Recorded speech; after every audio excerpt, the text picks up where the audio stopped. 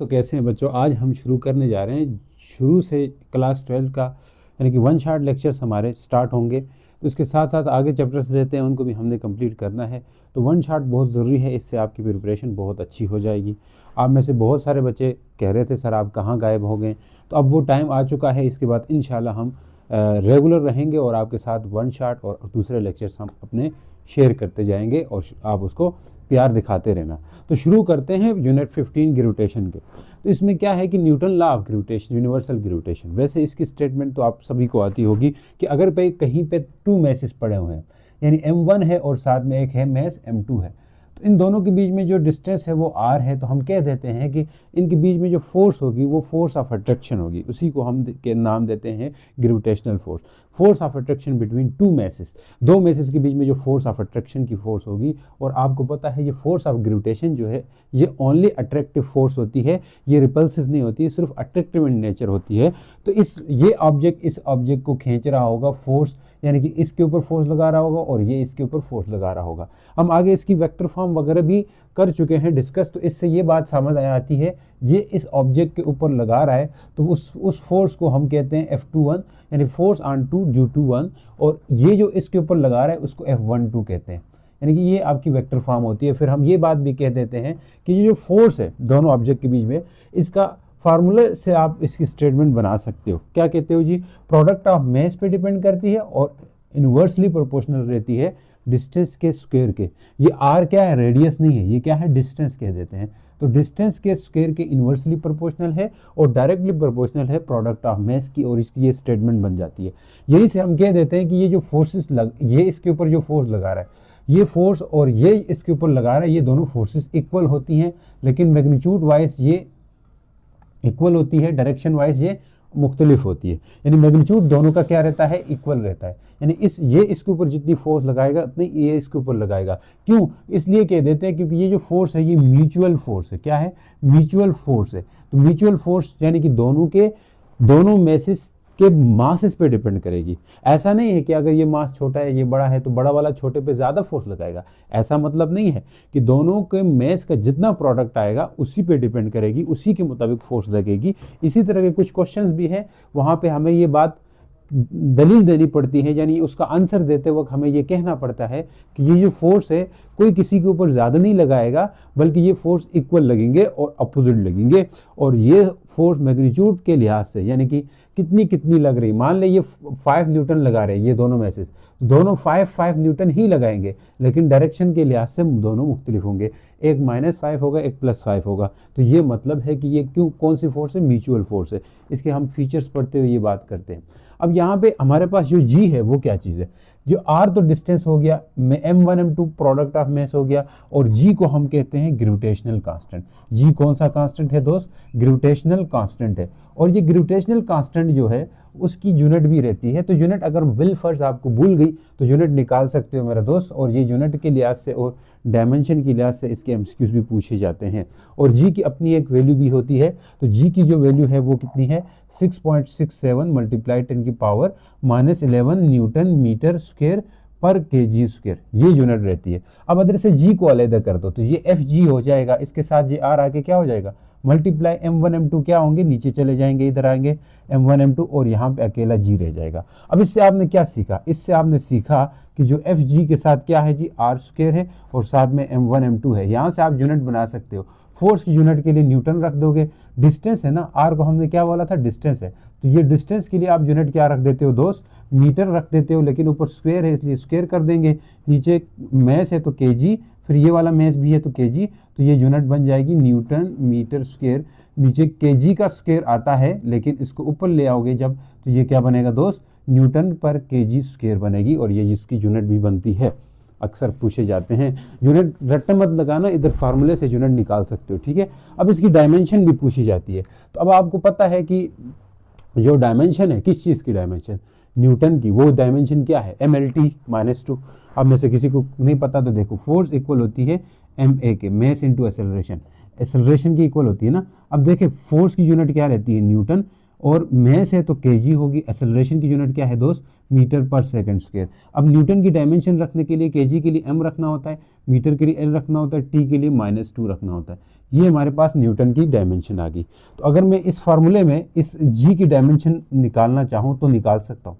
कैसे? न्यूटन के लिए क्या लिखूंगा, mLT -2 लिखेंगे, और ये m है तो ये l का स्क्वायर हो जाएगा दोस्त, और ये m है तो m का -2 हो जाएगा। लेकिन अभी तक नहीं फाइंड हुई, लेकिन जो सेम है उनको एक साथ कर दे। यहाँ m है, यहाँ m है, तो साथ करें। l यहाँ पे भी है, यहाँ पे भी है, साथ करें। तो ये साथ करने से हमारे पास डायमेंशन बनेगी m की पावर 1 + 1j -2 -1 हो जाएगा दोस्त। तो L1 है, ये L2 है, तो L का क्यूब हो जाएगा, और T का -2 हो जाएगा, और ये आपके पास G की डायमेंशन आ गई। अक्सर ये बात पूछी जाती है, तो इसलिए इसको याद रखना आपके लिए बहुत ज़रूरी है। अब आते हैं जनाब किसकी तरफ, क्वेश्चन की तरफ। If there is an attractive force between all objects, अगर ये सेक्शन बी के लिहाज से मैं क्वेश्चन डिस्कस कर रहा हूँ, बाकी चीज़ें आपको आ जानी चाहिए। इससे फार्मूला बेस्ड कुछ एमसीक्यूज पूछते हैं, वो मैं आगे जाके इन क्वेश्चंस के अंदर डिस्कस करूँगा। If there is an attractive force between all object, अगर देखें हमने कहा जितने भी ऑब्जेक्ट्स हैं उनका मैच तो होता ही है। हाँ सर होता है। इसका मतलब ये है कि अगर सब ऑब्जेक्ट के बीच में अट्रैक्टिव फोर्स भी होगी, सब ऑब्जेक्ट का मैच होता है, तो इसका मतलब ये है कि सब ऑब्जेक्ट के बीच में अट्रैक्टिव फोर्स भी होगी। तो why don't we feel ourselves gravitating toward nearby a massive building, तो क्या हम क्यों नहीं अपने आप को यानी अट्रैक्टिव फील कर सकते, क्यों नहीं कर सकते कि हमारे पास हमारी तरफ हमें कोई बिल्डिंग अपनी तरफ क्यों नहीं खींचती है। मतलब अगर ऐसा है तो बिल्डिंग भी एक ऑब्जेक्ट है और हम भी एक ऑब्जेक्ट हैं, तो इसका मतलब है हम बिल्डिंग की तरफ क्यों नहीं खींच जाते हैं, क्योंकि बिल्डिंग हमें खींच लेना चाहिए, फिर नहीं क्यों नहीं खींचते हैं। तो ये सवाल का जवाब है कि हम इस तरह कह देंगे कि बिल्डिंग बेशक खींच रही है और हम भी बिल्डिंग को खींच रहे हैं, according to because these forces are mutual forces. एक ये बात रख लेंगे।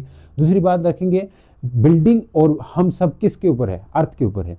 तो earth gravity is too much, क्या है, अर्थ की जो ग्रेविटी है वो स्ट्रॉन्गर है as compare to force of gravitation between building and we. हमारे और बिल्डिंग के बीच में जो फोर्स ऑफ ग्रेविटेशन है वो और अर्थ की जो ग्रेविटी वो बहुत ज़्यादा है, इसीलिए। अब आप यहाँ पे पूछ रहे हैं कि ग्रेविटी और ग्रेविटेशन में क्या फ़र्क है। देखिए मैं उर्दू में बता देता हूँ, लेकिन इसका मैंने नोट्स में लिखा हुआ है, वहाँ से आप देख सकते हैं, ले सकते हैं नोट्स। प्रीवियस जो चैप्टर है इसी के उसके में भी मैंने लिखा हुआ है ग्रेविटी ग्रेविटेशन।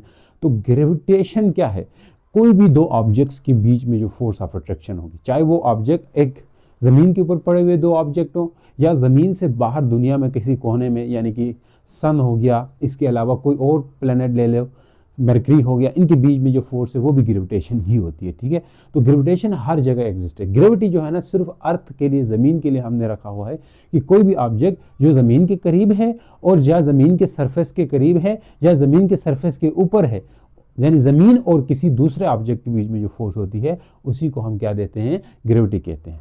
लेकिन दूसरा ऑब्जेक्ट कौन होगा, जो ज़मीन के करीब होगा या ज़मीन के सरफेस के ऊपर होगा। ठीक है जी, तो इसको हम ग्रेविटी कह देते हैं। तो इसीलिए हम यहाँ पे अपने आप को फील नहीं करते हैं attractive. Does Sun exert a larger force on Earth, क्या सन अर्थ के ऊपर ज़्यादा बड़ी फोर्स लगाता है या अर्थ सन के ऊपर लगाता है। तो दोनों बराबर लगाते हैं। हम यही कहेंगे, ये हवाला देंगे, कह देंगे कि this is the mutual force between, there will be the mutual force between Earth and Sun. Both Earth and Sun will exert equal and opposite forces because gravitational force is a mutual force। ठीक है जी, mutual force है, तो इसलिए कोई किसी के ऊपर ज़्यादा नहीं लगाएगा फोर्स, बराबर ही लगेंगे, क्योंकि ये जो फोर्स है वो डिपेंड करती है, gravitational force only depends on the product of masses of the object. Therefore the sun cannot exert a larger force on earth as compared to earth exert on sun। मतलब वो दोनों बराबर लगा लेंगे, ऐसे कह देंगे। तो ये हवाला देके थोड़ी बहुत अंग्रेजी लिख सकते हैं। These forces will equal opposite but cannot be magnitude wise, the forces between the force between earth and sun will be same but direction wise these forces can be different। okay, what is the importance of G? G की अहमियत क्या है। तो यहाँ पे हमने ये G के ऊपर बात किया था, ये ग्रेविटेशनल कांस्टेंट है, तो इसकी अहमियत क्या है। सबसे पहले अहमियत तो इसकी हम ये कह सकते हैं, जो G है ये आपके पास कांस्टेंट होता है। क्या है, कांस्टेंट होता है, एवरीवेयर, हर जगह कांस्टेंट होता है। और G की जो अहमियत है वो इसीलिए भी है कि ये एक स्केलर है, हमें डायरेक्शन नहीं लेनी पड़ती है। ठीक है, स्केलर होने से हमें बहुत सारी कॉम्प्लेक्सिटी का शिकार नहीं होना पड़ता है। अगर वेक्टर होते तो डायरेक्शन भी ले लेते। फिर it help us to calculate the gravitational force between any two object. Help क्या करती है? Help to calculate gravitational force. फायदे बताना है भाई, calculate gravitational force between two objects. तो ये बातें हमने लिखते लिखते आगे जाना है, समझ गए? तो ये जी की अहमियत है और इसकी वैल्यू फिक्स होती है, कांस्टेंट होती है। वो कितनी है आपको मैंने यहाँ बताई थी, ठीक है। How why it is calculate too difficult, इसको कैलकुलेट करना क्यों मुश्किल है, डिफिकल्टी क्या है इसमें, अभी वो देखते हैं। कैलकुलेट इसलिए करना मुश्किल होता है मेरा दोस्त, डिफिकल्ट इसीलिए है क्योंकि it is a very small value, ठीक है। एक क्या है जी, स्मॉल वैल्यू है, इसलिए हम इसको कैलकुलेट नहीं कर पाते हैं। दूसरी, ये जो है ना वीक फोर्स है, क्या है, यानी ग्रेविटेशनल फोर्स की ये वैल्यू है वो बहुत स्मॉल है, और ये वैल्यू बहुत यानी एफ जी जो है वो वीक है, एक ये बात कह सकते हो। और दूसरी बात हम क्या कहेंगे कि जो डिफ़िकल्ट है इसलिए क्योंकि it require a sensitive device to calculate. G required क्या होती है, सेंसिटिव डिवाइस, बहुत ऐसा डिवाइस चाहिए होता है जो बहुत सेंसिटिव हो, ऑब्जेक्ट के छोटे छोटे ऑब्जेक्ट के बीच में जो फोर्स लग रही है उसको वो पकड़ सके, उसको वो नोट कर सके, इसलिए एक सेंसिटिव डिवाइस चाहिए होता है। और इसके अलावा आप कह सकते हो कि gravitational force is to calculate G, तो जो हमें ग्रेविटेशनल फोर्स होती है वो इजीली इफेक्ट होती है ड्यू टू अदर मैस। अब इधर दुनिया में रहते हुए या अर्थ के ऊपर रहते हुए आप ग्रेविटेशनल फोर्स कैलकुलेट करेंगे दो मैसेज के बीच में, तो दूसरे मैसेज की वजह से उनकी फोर्स इफेक्ट हो सकती है, इस वजह से कैलकुलेट करना मुश्किल होता है। नहीं समझ आई होगी। मैं कहता हूँ अगर आप जहाँ पे कैलकुलेट करना चाहें, मान ले इन दोनों मार्कर के बीच में, तो बीच में आप खुद भी आएंगे, मैं भी आऊँगा, आसपास की दीवार आएंगे, आसपास की बहुत सारी चीज़ें, इसकी वजह से इनके बीच में फोर्स का यानी कि जी कैलकुलेट करना मुश्किल हो जाता है। फोर्स तो हम फार्मूले से कर लेंगे लेकिन जी निकालना मुश्किल है, क्योंकि जी के लिए आसपास कोई ऑब्जेक्ट नहीं होना चाहिए। तो दुनिया में ऐसा थोड़ी ना है कि आसपास बहुत सारी चीज़ें पड़ी होंगी। आप जहाँ बैठ के अपनी लेबॉर्ट्री में जिधर टेस्ट करेंगे उधर ही बहुत सारे ऑब्जेक्ट्स होंगे, उनकी ग्रेविटेशनल फोर्स की वजह से भी इफेक्ट पड़ सकता है। तो हमें ऐसी जगह जाना होगा जहाँ कोई भी ना हो। सही है, आ जाओ। How can you say that gravitational force is a field force? देखो दो तरह की जो फोर्सेस हैं उनको फील्ड फोर्स कहा जाता है। नंबर वन आपके पास इलेक्ट्रोमैग्नेटिक फोर्स है, नंबर टू ग्रेविटेशनल फोर्स है। इनको हम फील्ड फोर्स भी कहते हैं। क्यों कहते हैं? ये action at a distance force, non contact force है। नॉन कंटेक्ट जितनी भी फोर्सेस है ना वो हमेशा क्या करती हैं, फील्ड की वजह से लगती है।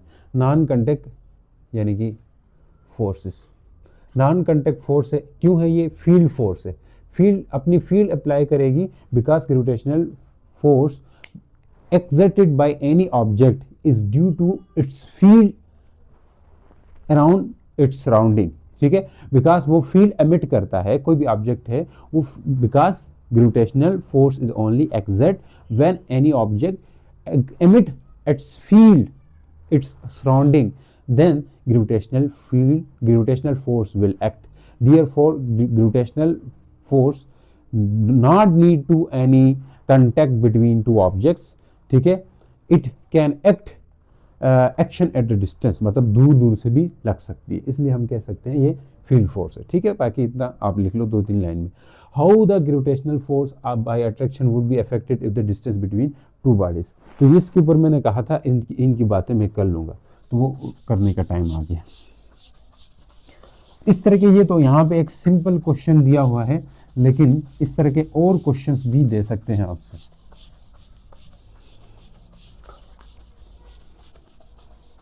मिटता नहीं है सर्दियों की वजह से। अब देखें यहाँ पे मैंने कहा था ना, हाउ कैन यू, नहीं ग्रेविटेशनल फोर्स बिटवीन टू, ये क्या कहते हैं, how the gravitational force of attraction would be affected if distance between double. R को डबल किया है, यहाँ से इस बात को पकड़ लो, एफ इक्वल टू क्या होता है, Gm1m2 आर का स्क्वायर। आर को डबल करने का मतलब है कि आपका जी भी चेंज होगा, ठीक है। इफ कह रहा है कि आर जो है वो आर डैश जो है वो 2r हो गया, डबल हो गया, तो फोर्स भी क्या रहेगी दोस्त, चेंज हो जाएगी। तो Gm1 मैसेज अभी सेम है, ठीक है, 2r कर दिया, तो यहाँ से आप समझ सकते हो Gm1m2 बटे 2 का स्क्वायर क्या होगा, 4r स्क्वायर।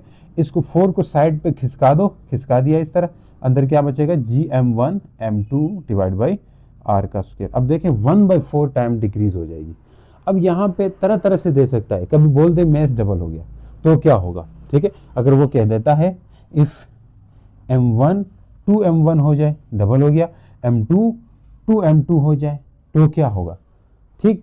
तो क्या होगा देखते हैं, F G equal to, F G change होगा, टू एम जी, m1 की जगह 2m1 रख दो, m2 की जगह 2m2 रख दो, बटे आर का स्क्वायर कर दिया। तो जो जी है वो क्या हो जाएगा, चेंज हो जाएगा, 2 2 4 हो जाएगा, 4 शुरू में रख लो, जी m1 m2 बटे आर का स्क्वायर। तो ये 4 टाइम क्या हो जाएगा दोस्त, 4 टाइम इंक्रीज हो जाएगी फोर्स। ठीक है, अब बाज़ दफ़ा ऐसे भी दे सकता है कि दोनों को बढ़ा दें, दोनों को कम कर दें एक साथ ही।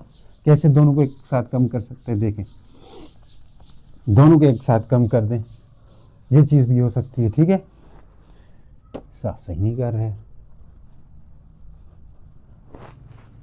दोनों के साथ अफेक्ट कर दें। मान ले F equal to F G equal to क्या होता है, G m1 m2 divide by R square. अब उसने कहा m1 को क्या कर दो, मान ले m1 को डबल कर दो, 2m1 करो, और m2 को भी क्या कर लो, डबल कर लो, ये लो 2m, लेकिन r जो है वो हाफ कर दो, रेडियस को हाफ कर दो। तो अभी देखो फोर्स क्या होगी, ऑप्शन ये एमसीक्यूज भी आ सकते हैं इससे, मैं कह रहा हूँ ना, इसलिए आपने तैयार होना है। m1 की जगह क्या रखें, बोलो 2m1, क्योंकि ये डबल हो चुका है, m2 भी 2m1 2m2, r की जगह r बाई 2 का क्या कर लोगे, स्क्वायर। अब देखिए ये स्क्वायर दोनों के ऊपर चला जाएगा, तो कैसे होगा दोस्त, 2 2 जा 4, 4 तो शुरू में आएगा, m1 m2 divide by r का स्क्वायर होगा, नीचे क्या आएगा, 4 आएगा। अब देखें ये थर्ड डिनोमिनेटर में छलांग लगा के ऊपर चला जाएगा, तो ग्रेविटेशनल फोर्स क्या आएगी, बोलो 2 2 4 4 जार 16 आ जाएगी, 16 जी m1 m2 बटे r का स्क्वायर। तो समझ चुके हो, 16 टाइम बढ़ जाए, तो ये चीज़ हो सकती है। ठीक है, अगर वो r को यहाँ डबल ना करके 2r कर देता, तो मुझे लगता नहीं, आप चेक भी कर सकते हो, तो एफ जी जो है ना वो सेम आ जाती, वही आ जाती, तो सेम भी आ सकती है, ऐसा नहीं है कि नहीं आ सकती। तो ये समझ जाना, यहाँ पुट करके चेक करो, अगर 2r कर देते हो ना यहाँ पे भी 2r आएगा, देखो यहाँ पे भी 2r आएगा, 2r का मतलब है 4 यहाँ से, यानी यहाँ 4 आ जाएगा, इस तरह ये नहीं आएगा, 4 4 कट जाएंगे, फिर वापस वही आएगा जो शुरू में ये था। तो इसका मतलब है सेम भी हो सकती है फोर्स इसका। ठीक है, अब देखें, earth and Apple on tree, ये आपके एक्सरसाइज में क्वेश्चन भी है। ये ज़मीन और जो अर्थ, ज़मीन और अर्थ नहीं, ज़मीन और एप्पल जो है वो एक दूसरे को फोर्स लगा रहे हैं, हाँ सर लगा रहे हैं। तो फिर क्या कह रहा है कि attract each other by a force of gravity, Apple fall on earth but, लेकिन क्या कह रहा है, but why earth does not move toward the Apple, यानी कि एप्पल सेब के दरख्त से नीचे तो गिरता है, लेकिन अगर हम कह देते हैं ना दोनों एक दूसरे को इक्वल अट्रैक्ट करते हैं, तो फिर अर्थ को भी एप्पल की तरफ जाना चाहिए, नहीं जाता। इसलिए नहीं जाता क्योंकि हम कह देते हैं कि according to Newton law ma होता है ना, तो एक्सेलरेशन होता है, मतलब अगर दरख्त है, मान के चलो दरख्त के ऊपर से क्या गिरेगा, सेब, नीचे ज़मीन पड़ी हुई है, इधर से नीचे सेब तो आ जाएगा, लेकिन नीचे से ज़मीन जो है वो, ज़मीन अर्थ जो है वो ऊपर, ये जो सरफेस है ये ऊपर नहीं जाता, लेकिन ये नीचे आ जाता है। क्यों, बहुत आसान सी बात है, क्योंकि देखो अर्थ, अब यहाँ पे एक्सेलरेशन का फार्मूला देखें, फोर्स डिवाइड बाय मास होगा ना। अब देखें जिसका मास कम होगा उसके ऊपर बड़ी फोर्स लगेगी, बेशक दोनों के ऊपर इक्वल फोर्स लग रही है, लेकिन यहाँ पे मास की बात आ जाएगी। अब अगर एप्पल की बात करें, एक्सेलरेशन ऑफ एप्पल, ए लिखता हूँ, एप्पल ए लिखता हूँ, बड़ा ए मतलब Apple, force of gravitation divide by mass of Apple होगा।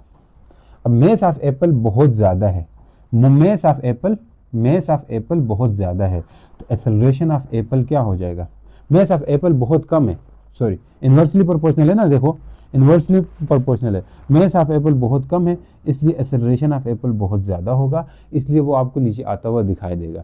दूसरी तरफ अगर यही चीज़ यहाँ इस फार्मूले से ज़मीन के लिए लिखो, एक्सेलरेशन ऑफ ई मतलब अर्थ, ये है force of gravitation divide by mass of earth. अब देखें यहाँ से मास ऑफ जो अर्थ है वो बहुत ज़्यादा है, इसलिए एक्सेलरेशन ऑफ अर्थ जो है ना बहुत कम हो जाएगा, हमें फील ही नहीं हो पाएगा, हालांकि ये ऊपर की तरफ अट्रैक्ट होता है। ठीक है, इसका मतलब है आप अगर कहीं छत से आप गिरते हो, खुदा ना करे ऐसा हो, तो इसका मतलब है आप ज़मीन की तरफ नहीं गिर रहे हो, ज़मीन भी आपकी तरफ आ रही है, लेकिन ज़मीन बहुत कम आ रही है, उसका मास बहुत ज़्यादा, इसलिए हमें फील नहीं होता। ठीक है, ख़त्म हो गया। अब नेक्स्ट स्लाइड पे चलते हैं दोस्त। तो चलें बच्चों, अब शुरू करते हैं जी Newton universal law of gravitation में कुछ क्वेश्चन रहते थे क्या कहता है, why can gravitation not account for the formation of molecule, gravitational force molecule को क्यों नहीं बनाती है। इसकी रीजंस बताता हूँ। एक तो है gravitational force is very weak force, ठीक है, सबसे वीकेस्ट फोर्स इन नेचर है। और नेक्स्ट ये एमसीक्यूज भी आ सकता है, सबसे वीक फोर्स कौन सी है, 4 फंडामेंटल फोर्सेस होती हैं, उनमें से सबसे वीक ग्रेविटेशनल फोर्स ही है। नेक्स्ट बात करते हैं, अगर फॉर्मेशन ऑफ मॉलिक्यूल के अंदर एटम का रोल प्ले होता है, और एटम के अंदर क्या चीज़ें हैं, यानी कि इलेक्ट्रॉन, प्रोटॉन, न्यूट्रॉन है, तो हम कहेंगे electromagnetic force is responsible for the formation of molecule, not a gravitational force. Gravitational force नहीं है। क्यों नहीं है, क्योंकि अब एटम के अंदर ग्रेविटेशनल फोर्स भी हो सकती है और इलेक्ट्रोमैग्नेटिक फोर्स हो सकती है। इलेक्ट्रोमैग्नेटिक फोर्स किसके बीच में होगी, एटम के अंदर, न्यूक्लियस के अंदर प्रोटॉन होते हैं, शेल में इलेक्ट्रॉन होते हैं। प्रोटॉन और इलेक्ट्रॉन के बीच में जो फोर्स होती है वो force of gravitation, electromagnetic force है। Electrostatic force is electromagnetic force basically, ठीक है, यानी कि चार्ज के बीच में इलेक्ट्रोस्टैटिक फोर्स है। इलेक्ट्रोस्टैटिक को भी इलेक्ट्रोमैग्नेटिक फोर्स कह सकते हैं। लेकिन इन्हीं चार्जेस के बीच में, because the mass of the charges is very very small, therefore the gravitational force is also very very small, बहुत कम हो जाएगी।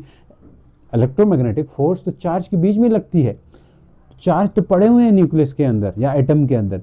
दूसरी तरफ आप देखें तो उनके जो एटम है या इलेक्ट्रॉन प्रोटॉन है, इनके मैसेज बहुत कम होते हैं, तो उनके बीच में जो फोर्स ऑफ ग्रेविटेशन तो होगी, लेकिन वो ना होने के बराबर होगी।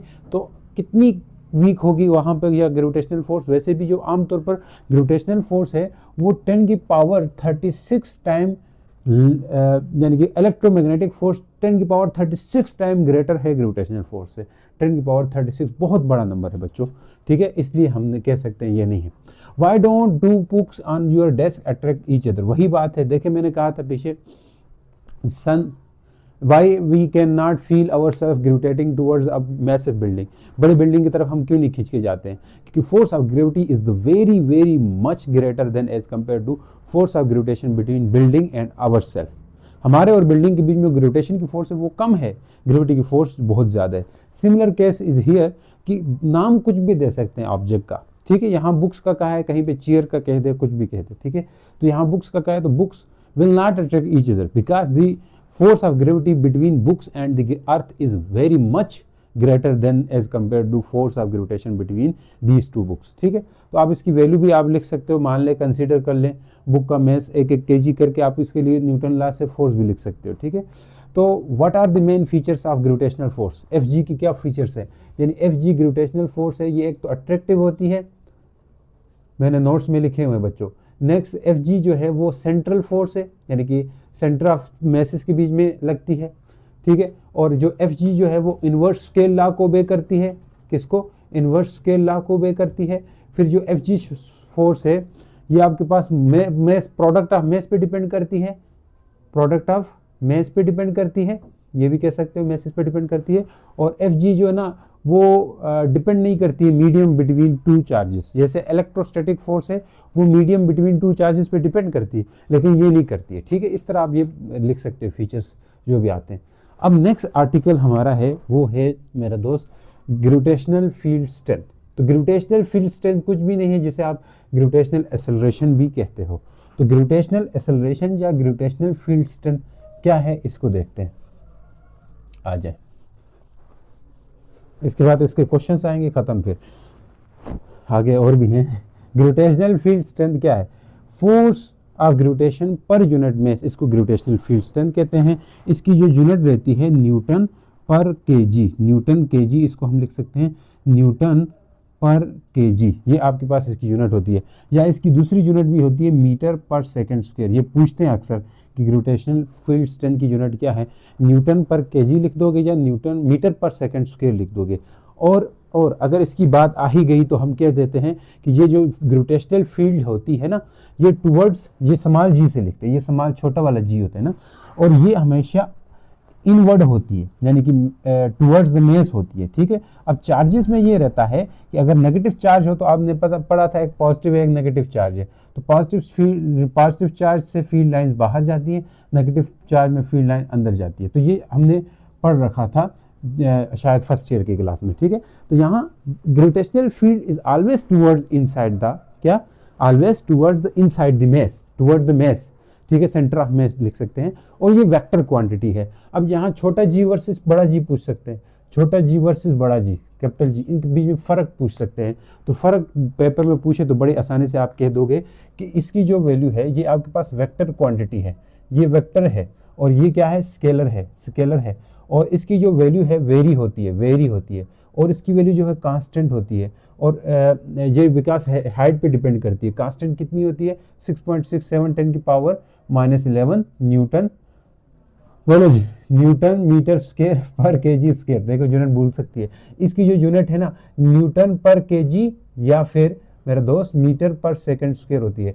इसकी जो यूनिट है वो कितनी है, न्यूटन मीटर स्क्वायर पर केजी स्क्वायर कह सकते हो। इससे ये फ़र्क है इनका, ठीक है, इस तरह आप फ़र्क बता सकते हो, ठीक है। और ये जो है जो ग्रेविटेशनल फील्ड है, ये ग्रेविटेशनल फील्ड स्ट्रेंथ आपके पास वेरी होती है, और इस पर आप प्लेस टू प्लेस ये वेरी करती है। और एक वेक्टर इन नेचर आ गया, एक स्केलर इन नेचर आ गया, और कोई पॉइंट आप लिख लें इस तरह, ठीक है, नोट्स में वैसे मैंने लिखा हुआ है। अब आ जाओ, value of G on surface of earth. G की वैल्यू सरफेस ऑफ अर्थ पे क्या होती है। मान के चले एक ऑब्जेक्ट यहाँ पे रखा है, तो इस ऑब्जेक्ट के ऊपर ज़मीन के सरफेस पे रखा हुआ है, इस ऑब्जेक्ट के ऊपर एक तो फोर्स वेट के बराबर लगेगी, यानी जितना वेट है उतना लगेगी, और वेट कितना होता है mg, इक्वेशन 1 होगी। और दूसरा हम इन दोनों के बीच में ग्रेविटेशन की फोर्स कंसीडर कर सकते हैं। अगर ये अर्थ है तो इसका मैस me होगा, और ये ऑब्जेक्ट है तो इसका मैस mo होगा। अगर इसके बीच में न्यूटन यूनिवर्सल लॉ लगाते हो तो इसकी जो फोर्स होती है वो होती है me mo बटे r का स्क्वायर हो जाएगा। अब यहाँ आर ई का स्क्वायर करेंगे क्योंकि ये क्या है, अर्थ के सरफेस के ऊपर है, ठीक है, सरफेस से, अगर सरफेस से ऊपर जाए तो एच आ जाएगा, ठीक है जी, एच आ जाएगा, एच भी आ जाएगा। तो अब इन दोनों को कंपेयर करो तो value of G on the surface of Earth का वैल्यू आ जाएगी, या इसका फार्मूला आ जाएगा, वो कैसे देख लें। थोड़ा तेज पढ़ा रहा हूँ ताकि वन शॉट है ना, इसमें क्वेश्चन ही डिस्कस कर सकते हैं। ये चीज़ें तो वो हैं पहले डिस्कस की हुई है और आपको भी आती होगी, तो इनको हम ज़्यादा मुंह नहीं लगाते। जहाँ mg होता है तो mo होता है, ठीक है, ये mog होता है ऑब्जेक्ट का मैस पे डिपेंड। तो g किसके बराबर आएगी, gme बटे re का स्क्वायर। अब ये फार्मूले के साथ बहुत हम आगे क्वेश्चंस करेंगे। तो ये एट सरफेस के लिए ये होता है, re आ जाता है। अगर ऊपर चले जाते हो हाइट पे तो यहाँ पे मैं डायरेक्ट लिखूंगा, ज़्यादा उसमें मैं वो नहीं कर सकता, मतलब टाइम नहीं लगाऊंगा ज़्यादा।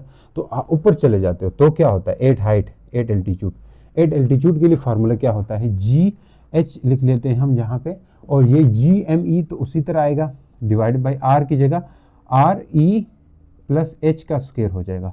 अब कैसे आता है ये आपको शायद पता हो बहुत सू को। यहाँ से देखो मैं अब जी एम ई को रिप्लेस भी कर सकता हूँ, हाँ ये फार्मूला भी लगता है, लेकिन इसको रिप्लेस करके एक और फार्मूला हम यूज़ करेंगे, उससे बहुत सारे एमसीक्यूज और क्वेश्चन सॉल्व होते हैं। वो फार्मूला क्या है, जहाँ से जी को अलग कर दे, जी आर ई किसकी इक्वल आएगा, जी आर ई बराबर होगा जी एम ई के। समझ आ रही मेरे बच्चों, देखो जी एम ई क्या होगा, जी आर ई स्क्वायर होगा, इसको उधर मल्टीप्लाई किया तो क्या मैं इस जी एम ई की जगह जी आर ई लिख सकता हूँ, हाँ जी आर ई का स्क्वायर लिख दिया बटे आर ई प्लस एच। एक बात जहाँ गौर करने की है वो क्या है कि यहाँ जो जी है ये सरफेस के ऊपर होता है, और ये जो जी एच है वो हाइट के ऊपर होता है। तो फाइनल ये फार्मूला एट एल्टीट्यूड यानी हाइट के लिए क्या फार्मूला आ गया, हाइट के लिए आ गया जी एच इक्वल टू, बोलो जी इक्वल टू आर ई का स्क्वायर बटे आर ई प्लस एच का स्क्वायर। देखो अब एक चीज़ नोट करें, इसके ऊपर भी स्क्वायर पड़ा हुआ है, ध्यान से, इसके ऊपर भी स्क्वायर है, इसके ऊपर भी स्क्वायर है, तो हम दोनों के होल स्क्वायर के करके लेके जा सकते हैं, यानी are E divided by R E plus H, इसका होल स्क्वायर कर दिया। तो ये फार्मूला काम का है, हमें चाहिए होगा। वो फार्मूला जो काम का है वो क्या है, G H equal to G into R E divide by, नज़र आ रहा है नहीं आ रहा है, आर ई प्लस एच का स्क्वायर, ये होगा। अब शेप ऑफ अर्थ, यानी ये जी की वैल्यू है ना अर्थ की शेप के साथ वेरी होती है। अब अर्थ आपने सुना होगा ओवल शेप की होती है अक्सर। अर्थ का ये वाला जो रेडियस है इसे रेडियस ऑफ इक्वेटर कहेंगे, और अर्थ का ये वाला रेडियस है रेडियस ऑफ पी, मतलब रेडियस ऑफ पोल कहेंगे। तो आप ये देख पाते हो यहाँ से, अर्थ की शेप को अगर समझना है तो आप ये भी देख सकते हो। एक इंपॉर्टेंट चीज़ आपको बताता चलो बच्चों, वो क्या है, अब कौन सा रेडियस बड़ा है, यहाँ से सोच के बताओ, इक्वेटर वाला बड़ा है। तो अब रेडियस के साथ तो यहाँ पे इन्वर्सली प्रोपोर्शनल है, जी का ये वाला फार्मूला गौर करें, G M E double divide by R E का स्क्वायर है, ये वाला फार्मूला। जब आर ई ज़्यादा होगा, आर ई रेडियस ऑफ अर्थ ज़्यादा होगा तो जी क्या हो जाएगा, कम होगा। रेडियस ऑफ अर्थ कम होगा, वहाँ पे जी ज़्यादा होगा। ऐसा है। अब आप यहाँ से देख ले, इंपॉर्टेंट चीज़ ये नोट करें, कौन सा रेडियस ज़्यादा है, रेडियस ऑफ इक्वेटर है वो ज़्यादा है, इस वजह से वहाँ पे जी की वैल्यू कम हो जाएगी। और वेट जो होता है वो क्या होता है, mg होता है। तो जी कम होने की वजह से जो वेट है ना वो इक्वेटर पे क्या होता है, वेट जो डब्ल्यू इक्वेटर यानी वेट एट इक्वेटर लेस होगा, कम होगा। ये पूछा जाता है कि एक ऑब्जेक्ट का वेट कहाँ पे कम होता है, तो इक्वेटर पे कम होता है। और इक्वेटर पे क्यों कम होता है, क्योंकि जी कम होता है। जी क्यों कम होता है, क्योंकि रेडियस कम होता है, radius of equator, E Q equator है। अच्छा, दूसरी बात याद रखें, radius of pole, radius of pole क्या होता है, कम होता है, तो लिहाजा जी ज़्यादा हो जाएगा। जी ज़्यादा होता है तो जी एम जी पे भी डिपेंड करता है। तो इसका मतलब है वेट जो है इक्वेटर पे क्या हो जाएगा, वेट जो पोल पे है डब्ल्यू पोल, वेट एट पोल क्या हो जाएगा, हाई हो जाएगा।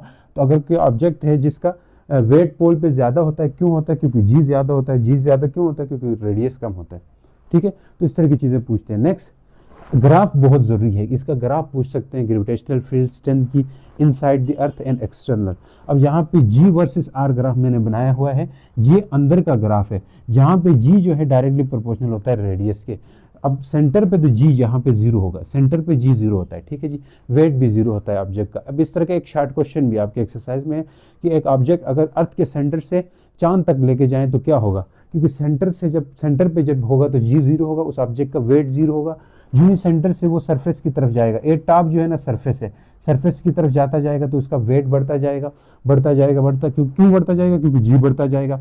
यहाँ सरफेस पे जाके मैक्सिमम होगा, क्या मैक्सिमम होगा, वेट। फिर उसके बाद अगर वो ऊपर हाइट चला जाता है तो उसका वेट बढ़ता जाएगा, कम होता जाएगा और ये चांद पे पहुंच के बिल्कुल कम हो जाएगा। ठीक है, तो इस तरह के एमसीक्यूज आगे क्वेश्चन में आते हैं। शायद यहाँ पे क्यों कम होता है, यहाँ पे इनवर्स स्क्वायर पे डिपेंड करता है, और ये ग्राफ पूछा जाता है अक्सर क्वेश्चन के जरिए। अब नेक्स्ट के लिए रेडी हो जाएं बच्चों। तो चलिए बच्चों, अब नेक्स्ट है, स्टार्ट करते हैं क्वेश्चंस इससे रिलेटेड। क्या है, the value of G at a height 1 Earth radius, यानी कि ज़मीन के रेडियस से ऊपर 1 अर्थ रेडियस चले जाओ, हाइट इतनी हो जाए 1 अर्थ रेडियस बराबर, तो जी की वैल्यू क्या होगी। ये बहुत इंपॉर्टेंट है।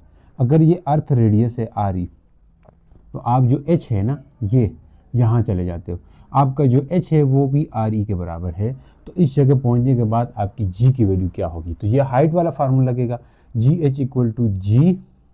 अब देखें ये मैं लगाऊंगा, ये वाला मैंने कहा था ये स्पेशल फार्मूला है, आर ई प्लस एच का होल स्क्वायर। अब बोल रहा है ये जो एच है वो आर ई हो गया, 1 अर्थ रेडियस। अब ये कभी कभी 2 अर्थ रेडियस बोलता तो हम यहाँ पे 2 आर ई लिखते, एच की जगह क्या लिखते, 2 आर ई। तो यहाँ पे पुट कर लेते हैं जी एच इक्वल टू जी, जहाँ पे हमारे पास आर ही एच है ना वहाँ पे क्या लिख देंगे, आर ई लिख देंगे, क्योंकि अब 1 अर्थ रेडियस चला गया। अब देखें जी एच इक्वल टू आ जाएगा G into R E divided by 2 R E हो सकता है, 2 अर्थ रेडियस और ये स्क्वायर, 2 कट जाएगा। अब सुने, जी डिवाइड बाई 1/2 का स्क्वायर हो रहा है, 1/2 कितना होता है, जी बाई 4, यानी कि जी बाई 4 हो जाएगा आपका अर्थ रेडियस, 1/g ये वाला। अगर 2 अर्थ रेडियस बोलता है ना तो यहाँ पे क्या आता है, 2 आर ई आता है, देख लो यहाँ पे क्या आता है, 2 आर ई, 2 अर्थ रेडियस की बात हो रही। तो ये कुल मिला के ये 3 आर ई हो जाता, तो आर ई फिर कट जाता है, ये 9 आ जाता, 3 का स्क्वायर। ईजी है, इस तरह आप इसको दे सकते हैं। तो इसके लिए तैयार हो जाएं। 1 अर्थ रेडियस कहें तो यहाँ पे एच की जगह आप 1 लिखोगे, 2 अर्थ रेडियस को एच की जगह 2 आर लिखोगे, 3 अर्थ रेडियस बोलते एच की जगह 3 आर लिखोगे, 4 अर्थ रेडियस बोलते एच की जगह 4 आर लिखोगे, 4 आर ई। समझ गए हो। अब देखें the value of G on Moon, ये तो बड़ा आसान से है, जी के ऊपर मून की वैल्यू है 1.6 है। What will be the weight of 100 kg, multiply कर तो 160 आंसर आएगा।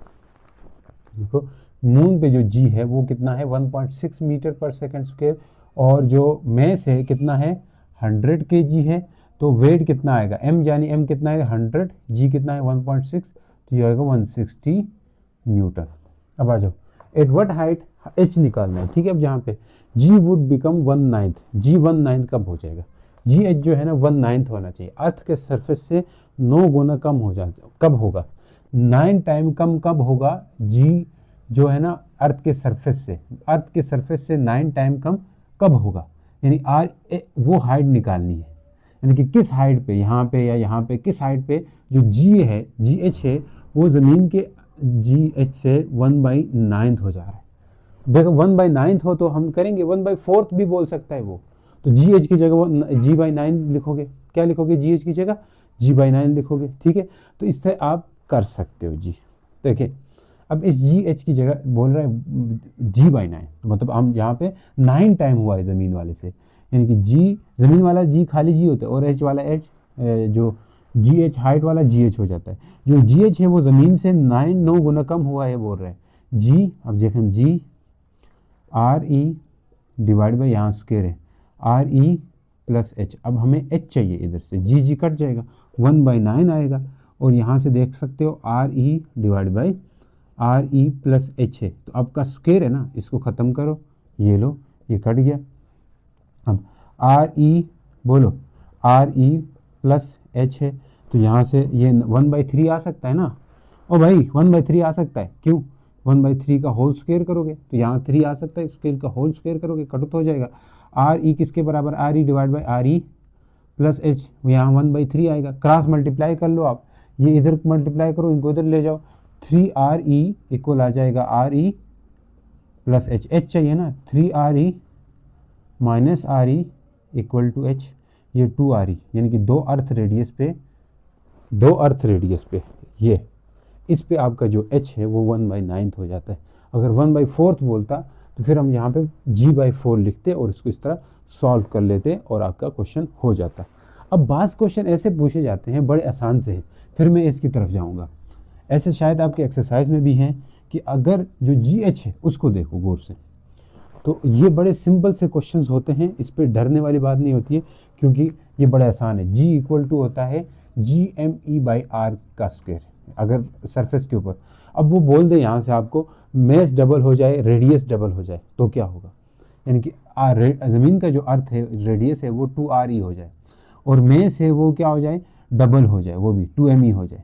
यार ये तो बड़े आसान से, तो जी यहाँ पे क्या रखोगे 2ME, यहाँ पे R है तो ये 2RE का स्क्वायर रख दोगे। अब देखें ये क्या हो जाएगा 2GME, नीचे आएगा 4RE का स्क्वायर, तो 2 2 ज़ा 4, तो ये होगा 1 डिवाइड बाई 2 और GME डिवाइड बाई RE का स्क्वायर।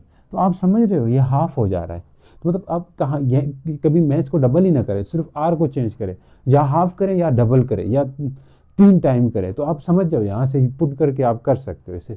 ऐसे क्वेश्चन बड़े सिंपल होते हैं, ठीक है। तो कुछ भी देख सकते, वैरायटी को देखो यार, वैरायटी को, तो इस चीज़ को पकड़ लो, यहाँ से फार्मूले बेस ऐसे क्वेश्चन पूछे जाते हैं, तो ये तो सबसे आसान होते हैं। हालांकि फिज़िक्स ये नहीं है, फिज़िक्स में तो आपको फार्मूले के अलावा और जगह घुमा दें तो वो होती है कि वो चीज़ें यहाँ पे हमारे सिलेबस में है भी नहीं, ठीक है। सिलेबस में ला भी सकते हैं हम, लेकिन मसला ये है कि कोई एंट्री टेस्ट में इस तरह की चीज़ें पूछते नहीं, सिंपल चीज़ें आती है, तो इसी को रिलेटेड हम यहाँ पे करवा रहे हैं। तो कोशिश है, उम्मीद करते हैं थोड़ी मुश्किल तब होगी जब कंपटीशन बढ़ेगा, ठीक है, पूरे पाकिस्तान में, यानी कि आबादी ज़्यादा होती जाएगी तो कंपटीशन इसको सख्त बनाते जाएंगे। आ जाओ, if the radius of Earth would were to shrink by 1%, अगर ज़मीन का रेडियस को 1% कम कर दिया जाए, ये थोड़ा है। If it's mass remaining same then value of G Earth surface, कितनी 2 टाइम कम हो जाएगी, कितनी टाइम कम हमें नहीं पता, हम जब सीख रहे हैं यहाँ से जी इक्वल टू होता है GME R का स्क्वायर, RE का स्क्वायर। अब यहाँ सबसे पहले ये बात पकड़ लो कि इन्वर्सली प्रोपोर्शनल हो रहे हैं, क्या हो रहे हैं, इन्वर्सली प्रोपोर्शनल। अगर रेडियस वर टू श्रिंक का मतलब है कम, रेडियस कम होता तो होगा तो जी क्या हो जाएगा, इंक्रीज हो जाएगा, क्योंकि इन्वर्सली प्रोपोर्शनल है, तो ये डिक्रीज का ऑप्शन आ ही नहीं सकता, ये दोनों। अब इन दोनों में से कोई एक होगा, इस तरह आप ऑप्शन को पकड़ लो, ये दोनों हो ही नहीं सकते क्योंकि ये दोनों डिक्रीज है, क्योंकि रेडियस को कम कर रहे हो ना, श्रिंक कर रहे हो, तो इन दोनों में से ये दोनों तो आएंगे ही नहीं, क्योंकि जी तो बढ़ेगा फिर इंक्रीज होगा। अब इंक्रीज 0.5 होगा या इंक्रीज 2 टाइम होगा, ये हमने इसको आपने प्रूफ करना है, तो इसको कैसे करेंगे, अब इसको देखें।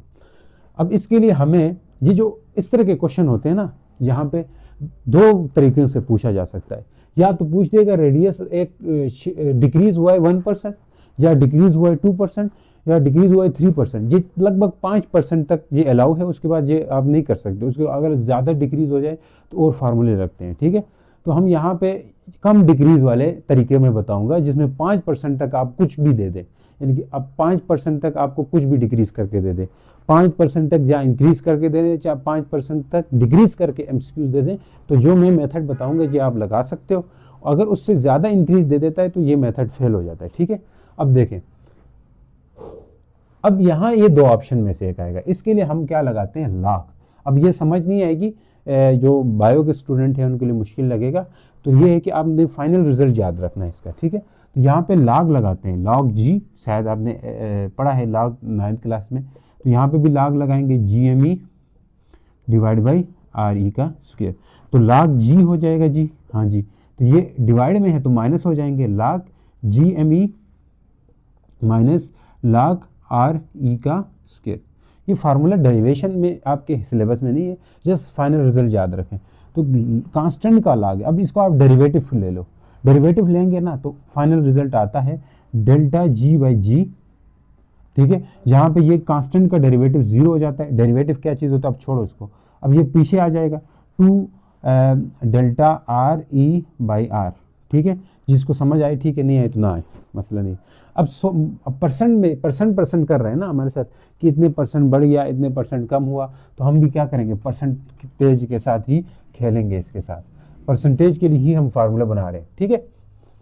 अब देखें यहाँ 100 मल्टीप्लाई करें, डेल्टा G बाई जी है, इसके साथ अब 100 मल्टीप्लाई करें तो -2 डेल्टा RE बाई क्या है, RE है, इसके साथ भी 100 मल्टीप्लाई करें तो दोस्त ये परसेंटेज चेंज इन G आ गया और ये -2 multiply by percentage change in RE आ गया। अब ये RE का परसेंट आपको कितना दिया हुआ है, 2%, तो 1% दिया है तो 2 मल्टीप्लाई बाई 1 करेंगे, डेल्टा परसेंटेज इक्वल टू 2 × 2, ये माइनस को निगलेक्ट कर सकते हो भाई, ठीक है। तो 2% आपका इंक्रीज आएगा। माइनस सर माइनस आ रहा है यहाँ पे इसलिए हम डिक्रीज लिख दें, नहीं लिख सकते हो क्योंकि इन्वर्सली प्रोपोर्शनल है। तो अब फाइनल रिजल्ट आपने ये याद रखना है, ये 2 मल्टीप्लाई बाई RE। अगर वो बोलता है रेडियस 2 टाइम बढ़ गया है, 2 टाइम रेडियस इंक्रीज हुआ है, तो आप यहाँ पे G कितने टाइम रेडियस इंक्रीज हुआ तो G क्या हो जाएगा, यहाँ से पकड़ लो, डिक्रीज हो जाएगा। तो G जो है कितने टाइम डिक्रीज हो जाएगा, 4 टाइम। देखिए 2 मल्टीप्लाई बाई 2% तो कितना आ जाएगा, 4% डिक्रीज लिख दोगे क्योंकि इन्वर्सली प्रोपोर्शनल है, यहाँ से कम समझ आ रही होगी। देखो यहाँ पे जो भी परसेंट देंगे उसको यहाँ पुट कर लोगे, लेकिन पुट करने से पहले आप यही इस फार्मूले से सोचोगे, रेडियस बढ़ा रहा है, इंक्रीज करा रहा है तो G तो डिक्रीज होगा। 2 टाइम इंक्रीज कराया तो 2 को यहाँ रख दिया, 4 आ गया। तो अब ये 4 इंक्रीज नहीं बोलोगे, डिक्रीज बोलोगे। इंक्रीज या डिक्रीज आप इस फार्मूले से बोलना, जो परसेंटेज को पुट करना है वो यहाँ पे पुट कर लेना। अब मान ले रेडियस 2 टाइम डिक्रीज हो गया तो आपने यहाँ से सोचो G तो इंक्रीज ही होगा, तो इंक्रीज वाला ऑप्शन रख के बैठ जाओगे, ठीक है। कोई इंक्रीज वाला देखोगे, फिर उस 2 को यहाँ लिखोगे, 2 × 2 = 4, तो यानी कि रेडियस डिक्रीज हुआ तो G इंक्रीज हो, तो इंक्रीज वाला आ जाएगा। अब 3 टाइम के लिए करते हैं, देखो रेडियस 3 टाइम क्या हो गया, डिक्रीज हो गया, इंक्रीज हो गया, तो G तो डिक्रीज होगा। तो इसका मतलब 3 2 3 6, 2 3 6, यानी 6 टाइम G डिक्रीज हुआ, R डिक्रीज हुआ था ना, डिक्रीज हुआ था तो नहीं इंक्रीज हुआ था, R इंक्रीज हुआ था, 6 टाइम ये डिक्रीज हो जाएगा जी, ठीक है। तो इस तरह आप यहाँ रख के आप कर सकते हो। तो फार्मूला बेस ऐसी चीज़ें पूछी जाती है, तो कुछ इस तरह के क्वेश्चंस आ सकते हैं। तो उम्मीद करता हूँ ये है कि अब नेक्स्ट उस पर चले जाते हैं, नेक्स्ट स्लाइड पे, ठीक है, नेक्स्ट टॉपिक पे। बच्चों अभी नेक्स्ट शुरू कर लेते हैं जी, सैटेलाइट्स एंड ऑर्बिट। वैसे सैटेलाइट्स, टाइप्स ऑफ सैटेलाइट्स हैं आपके बुक में बहुत सारी हैं, लेकिन ऐसा इम्पोर्टेंट नहीं है वो, ठीक है। एक दफ़ा कौन सी सैटेलाइट, नेविगेशन सैटेलाइट है, फिर इसके बाद आपके ये जो सैटेलाइट्स जो जितने भी टाइप्स है, कम्युनिकेशन सैटेलाइट वगैरह हैं, इनको आपने जस्ट इनको तैयार करना है। कम्युनिकेशन पर्पज़ के लिए यूज़ की जाती है, मिलिट्री पर्पज़ के लिए यूज़ की जाती है। तो बस ये चीज़ें रीड कर लोगे तो समझ आएगी। तो बाकी क्या है यहाँ पे, वो ऐसा खास नहीं, आप स्किप भी कर सकते हो, मैं बता रहा हूँ। ऑर्बिटल वेलोसिटी की बात हो रही है, तो ऑर्बिटल वेलोसिटी क्या होती है कि ये एक टेंजेंशियल वेलोसिटी होती है किसी भी सैटेलाइट की, जो कि चाहिए होती है सर्कुलर ऑर्बिट में मूव करने के लिए। खैर डेफिनेशन तो हमने करनी ही नहीं है, तो इसका ये फार्मूला है ऑर्बिटल वेलोसिटी का। अब ये फार्मूला कैसे आ गया, इसकी डेरिवेशन कैसी है, तो देखें हमें ये बात पता है, इससे पहले G निकाला था, जो G है वो इक्वल था GME/R के बराबर था, value of G gravitational field strength. हाँ सर यही था। अब देखें अगर मैं कहूँ सेंट्रीपिटल एक्सेलरेशन किसके बराबर, आप बोलेंगे सर V²/R के बराबर होता है जी, लेकिन ये सेंट्रीपिटल एक्सेलरेशन, ये जो सैटेलाइट कहीं पे घूम रही है, यहाँ पे, ठीक है, इस सैटेलाइट के पास क्या रहेगा, इस सैटेलाइट के पास जो G एक्सेलरेशन होगा वो G के बराबर होगा, ठीक। तो इस लिहाज से हम यहाँ पे इसको G लिख सकते हैं, क्या लिख सकते हैं, G। मैं यहाँ से G = V² / R कर सकता हूँ। तो यहाँ से अगर मैं कहूँ किसको अलग कर दो, वी स्क्वायर को, तो आप कर सकते हो G R equal to V square. हमें वी चाहिए तो आप क्या कर लोगे, रूट कर लोगे, root G R equal to यहाँ से खाली वी आएगा।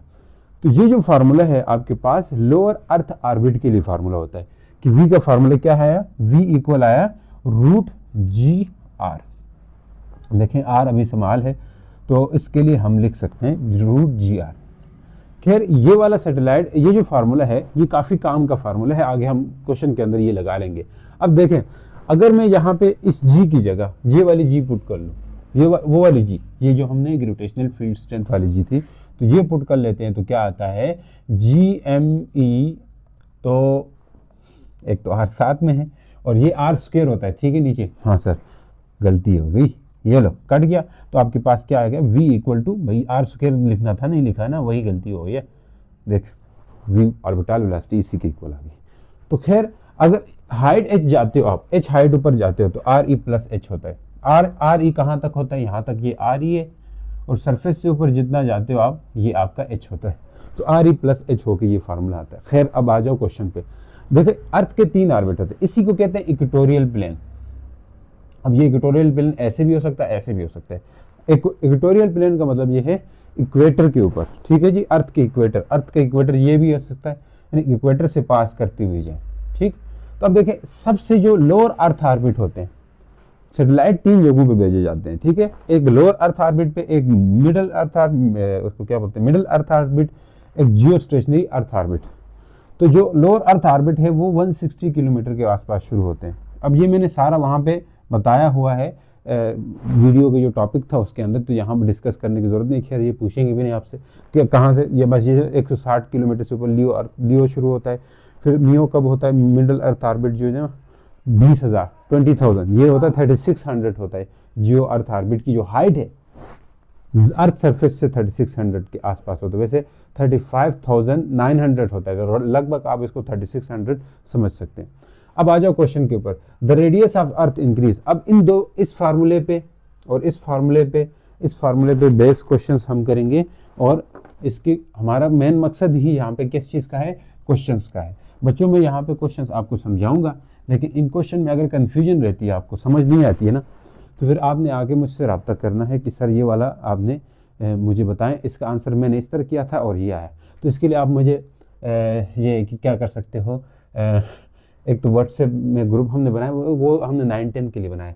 आप ऐसे करो, इंस्टाग्राम पे आ जाओ, इंस्टाग्राम पे आओ YASSER यासिर, और लिख देना _AHMED अहमद PDW, तो ये लिखोगे तो मैं वहाँ आपको मिल जाऊँगा, ठीक है। वहाँ पे आप टैग कर सकते हो मुझे, वहाँ पे फिर पूछ सकते हो मुझे मैसेज करके कि सर क्या होगा इसका, ठीक है। तो ये आपके लिए मैं एक अपॉर्चुनिटी दे रहा हूँ, फॉलो करना ना करना वे आप तक है, अपने डाउट सॉल्व करने हैं आपने, ठीक है। तो इसलिए मैंने आपको बता दिया। तो खैर आ जाओ, if radius of earth increase by 4 time, earth का रेडियस इंक्रीज कर दें, देखें VO इक्वल होता है GME, जहां से कुछ बातें मैं आगे आगे चल के बताऊंगा, लेकिन यहीं पे बता देते हैं, ये है कि आपको आगे के लिए आसानी होगी। ऑर्बिटल वेलोसिटी या रेडियस पे डिपेंड करती है। रेडियस मतलब क्या है, जो सेंटर ऑफ अर्थ से, वैसे ये R जो होता है ना वो RE प्लस H होता है, आपको पता है ना, ये अगर सेंटर से हिसाब लेते हो तो यही होता है। तो अब इन पे मेस ऑफ अर्थ पे डिपेंड करता है, ठीक है, लेकिन ऑब्जेक्ट के मेस पे डिपेंड नहीं करता, यानी सैटेलाइट के मेस पे डिपेंड नहीं करता, ये बात याद रखें। कहता है radius of earth, radius of orbit is increase by 4 time, यानी इस रेडियस को बढ़ा दिया है 4 गुना, तो वेलोसिटी क्या हो जाएगी, कुछ भी नहीं, तो वेलोसिटी तो चेंज होगी, VO प्राइम हो जाएगी, तो वो क्या होती है देख लें, GME, R की जगह क्या कर रहे हो 4 टाइम, मतलब 4R, 4 टाइम का मतलब होता है 4R। अब ये 4 जो है ना रूट से बाहर निकल सकता है क्या, हाँ सर, कैसे निकल सकता है, अब अलग से रूट ले लोगे, देखो GME डिवाइड बाय R तो कर ही लिया, और यहाँ पे ये क्या होगा 1/√4 हो गया। अब √4 को हम 2 करके काट सकते हैं, हाँ सर, 2 करके काटा बिड़ी होगी, तो VO कितना आया मेरे दोस्त 1/2√GME, बोलो रे बोलो R। तो क्या ये पुराना वाला VO है, हाँ सर वही पुराना वाला VO है, तो हम लिख सकते हैं VO प्राइम इक्वल टू 1/2, अच्छा vo, यानी हाफ हुआ, पुराना का हाफ हुआ, तो ऑर्बिटल वेलोसिटी क्या हो जाएगी, हाफ हो जाएगी। ठीक है, 2 टाइम डिक्रीज भी बोल सकते हो इसको, हाफ, अब ऑप्शन में हाफ है तो हम हाफ पे टिक करेंगे। ठीक है, आगे चलते हैं।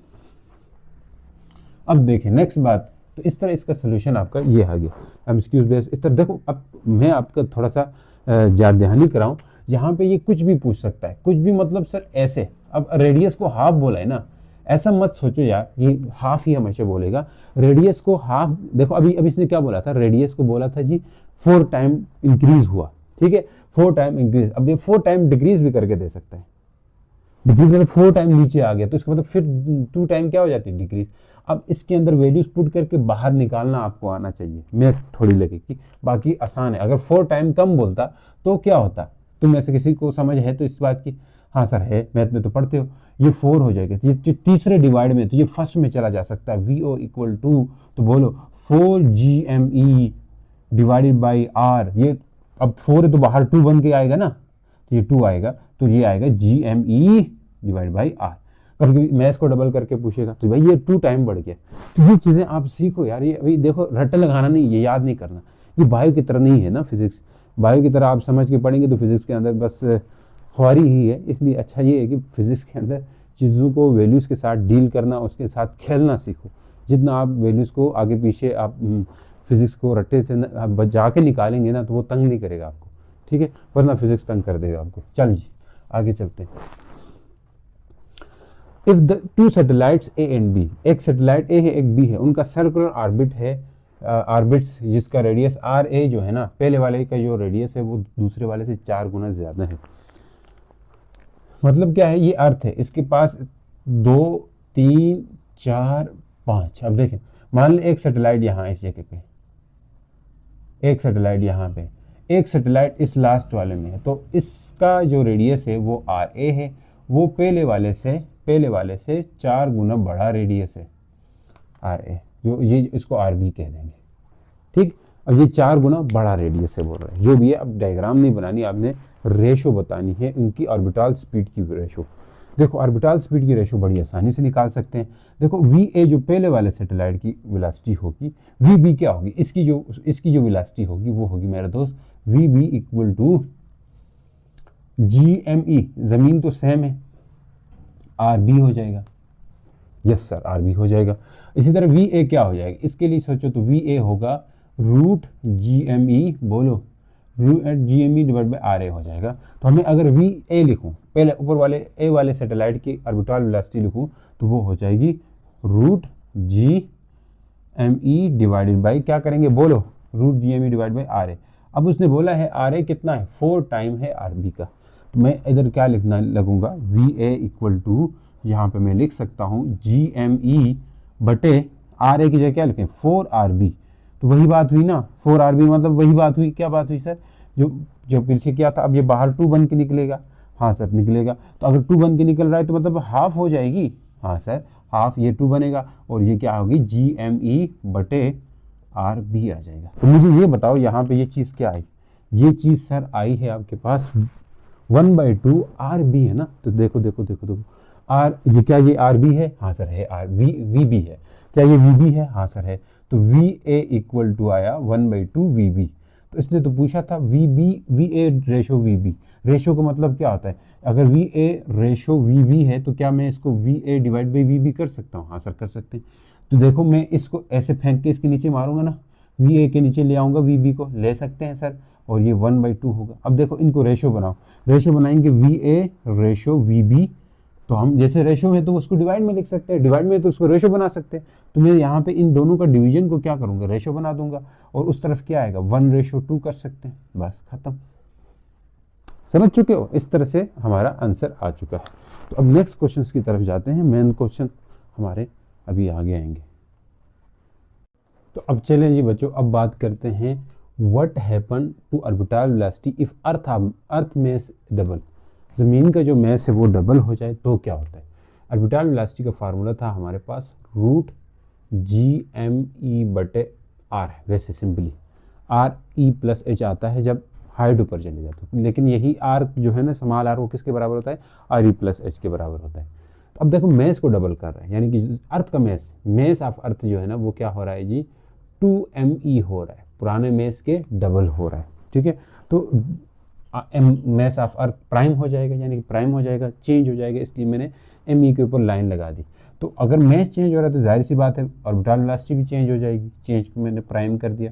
अब देखें g आएगा और m की जगह 2me रख लोगे और बटे क्या करोगे r, इस 2 के ऊपर रूट है, अगर 4 होता तो ये बाहर 2 निकलता, तो रूट के अंदर 2 है तो इस 2 तो रूट से नहीं निकलता, फिर कैसे निकलेंगे, तोड़ के निकालेंगे, अलग अलग करेंगे, अलग अलग रूट डाल देंगे, मतलब इस 2 का रूट अलग रखेंगे और GME डिवाइड बाय r का अलग रख दिया। तो अब देखो ये √2 टाइम जो नहीं ऑर्बिटल वेलोसिटी बढ़ सकती है। अब इसको तो हम पुराना वाला ऑर्बिटल वेलोसिटी कहेंगे ये सारा, तो ये √2 टाइम इंक्रीज करेगी। तो MCQs भी दे सकते हैं और शॉर्ट क्वेश्चन भी दे सकते हैं, तो आपने इस तरह सॉल्व करना आपको आ जाना चाहिए। चलो नेक्स्ट चलते हैं। What factors orbital velocity depends, ये तो खुद ही लिख लोगे आप, ये लो यहाँ से आप फार्मूले देख लो, इधर से ही अंदाज़ा होगा, √GME डिवाइड बाय r पे डिपेंड करती है, मैस ऑफ अर्थ पे डिपेंड करती है, g तो कांस्टेंट होता है। What will be the orbital velocity as compare to near earth surface, यानी कि ऑर्बिटल वेलोसिटी क्या हो जाएगी। अब इसके लिए मैं चेंज करूंगा ऑर्बिटल वेलोसिटी का, RE+H वाला फार्मूला लगा लूंगा, तो ये क्या होगा RE+H कर दिया कर सकते हैं, क्योंकि देखो ये बड़ा RE भी लिख सकते हो, अगर कोई चाहे ये लिखो आप ऐसे भी लिख सकते हो। तो कह रहा है कि radius of earth, if satellite revolving at height equal to radius of earth, अगर सैटेलाइट ऊपर उतना चला जाए जितना अर्थ का रेडियस है, उस जितना ऊपर जाए तो क्या होगा, तो आप h की जगह RE पुट कर दो, इक्वल टू अर्थ रेडियस बोला है, तो ऑर्बिटल वेलोसिटी चेंज होगी, जाहिर सी बात है क्योंकि h हाइट चेंज करा रहे हो। तो ये देखो GME, वैसे सिंपल ऑर्बिटल वेलोसिटी तो ये होता है ना, अगर अर्थ के लिए लिखना चाहते हो तो ये यहाँ पे ये हो जाएगा, RE इधर आ जाएगा।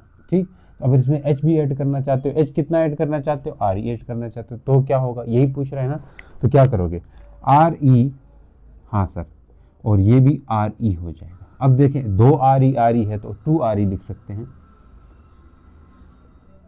GME बटा 2 RE, देखें ये 2 रूट के साथ रूट समेत बाहर आ जाएगा, ऐसे समझ गए, और इधर ये बचेगा GME डिवाइड बाई RE, तो ये आपके पास पुराना ऑर्बिटल वेलोसिटी आ गई, लोअर अर्थ ऑर्बिटल वेलोसिटी आ गई, तो VO प्राइम क्या आएगा 1/रूट टाइम डिक्रीज हो जाएगी पुराने वाली ऑर्बिटल वेलोसिटी से। ये ऐसा आप आंसर दे सकते हो, आखिर में लाके एक सेंटेंस में इंग्लिश में लिखना है कि इतना डिक्रीज हो जाएगा। अब आगे बात करते हैं सैटेलाइट ऑर्बिट द अर्थ, एक सैटेलाइट है अर्थ ऑर्बिट कर रहा है, ठीक है, कितने कितने उस पर ऑर्बिट कर रहे हैं, 8000 किलोमीटर ऑर्बिट कर रहे हैं, वो जहाँ पे g की वैल्यू 8.2 है, कम हो चुकी है ना ऊपर जाके, तो वेलोसिटी ऑफ सैटेलाइट क्या होगी, तो इसके लिए आपको मैंने ये फार्मूला बताया था, इसको लगा लो, v = √GR। अब r आपके पास है, हाँ सर है, तो v = g कितना दिया हुआ है, g हाइट वाला है ना, तो यहाँ 8.2 रख लोगे, r कितना रख लोगे 8000 किलोमीटर, 8000 किलोमीटर। अब देखें तो v = 8.2 कर लिया, इसको क्या कर सकते हैं 3 आगे लाओ, देखो पहले ऐसे कर लो, 8000 लिखा 10³ लिख दिया, हाँ सर, v = क्या हो जाएगा बोलो 8.2 मल्टीप्लाई, इसको यहाँ ले जाओ तो क्या आ जाएगा 8.0 10⁸ लिखो, बस 8.0 लिखने की जरूरत नहीं, 8 × 10⁻³ 10⁻3, तो बेस सेम पावर 8, तो क्या हो जाएगी 8.2 × 8 और 10⁻6 हो जाएगी। भाई इसको रूट शूट कर लोगे ना तो आपका आंसर ये चला जाएगा, ठीक है, बाकी आप कर लेना। अब ये वाला देख लें, 2 सैटेलाइट है, एक S1 है S2 है, ये दोनों क्या कर रहे हैं, रेडियस इनका क्या है, एक का है 80,000 है, एक का 40,000 है, तो बोल रहा है इनमें से उनकी ऑर्बिटल वेलोसिटी क्या होगी, इनमें से ये जो दे रहा है इनमें से उनकी ऑर्बिटल वेलोसिटी क्या होगी, मतलब ऑर्बिटल वेलोसिटी के बीच में क्या रिलेशन होगा, कौन किससे ज़्यादा होगा, ये पूछ रहा है ना। तो बड़ी आसान सी बात है, आप देखें, आप एक के लिए लिखें, मान ले पहले वाले के लिए लिखते हैं, पहले वाला S1 है ना, उसके लिए 80,000 है, तो हम इसको लिख लेते हैं। अब क्या होगा बाकी कुछ तो नहीं दे रखा है। GME बटे, देखें आर को मैं कितना लिखूंगा 80,000। वैसे होता क्या था फार्मूला, अगर ऑर्बिटल वेलोसिटी का फार्मूला देखते हो तो वो यही होता है ना, GME डिवाइड बाई आर है। तो हमें पहले वाले का आर हमें 80,000 रखना पड़ा, ठीक है जी।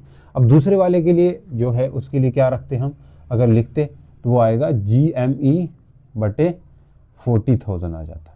इसी को हम क्या बोलते हैं, इसी को हम बोलते हैं सेकंड V2 बोलते हैं, यानी V2 की ऑर्बिटल वेलोसिटी बोलते हैं। हाँ सर, तो V1 इक्वल किसके इक्वल आएगा, V1 किसके, ऐसे उधर उधर चेंज कर सकते हैं। तो आपने फार्मूले पे गौर करें, ये तो इजी एमसीक्यूज है, फार्मूले बेस एमसीक्यूज है, तो इसको जाने में क्यों दे रहे हो, ये तो बड़ी आसानी से चीज़ है।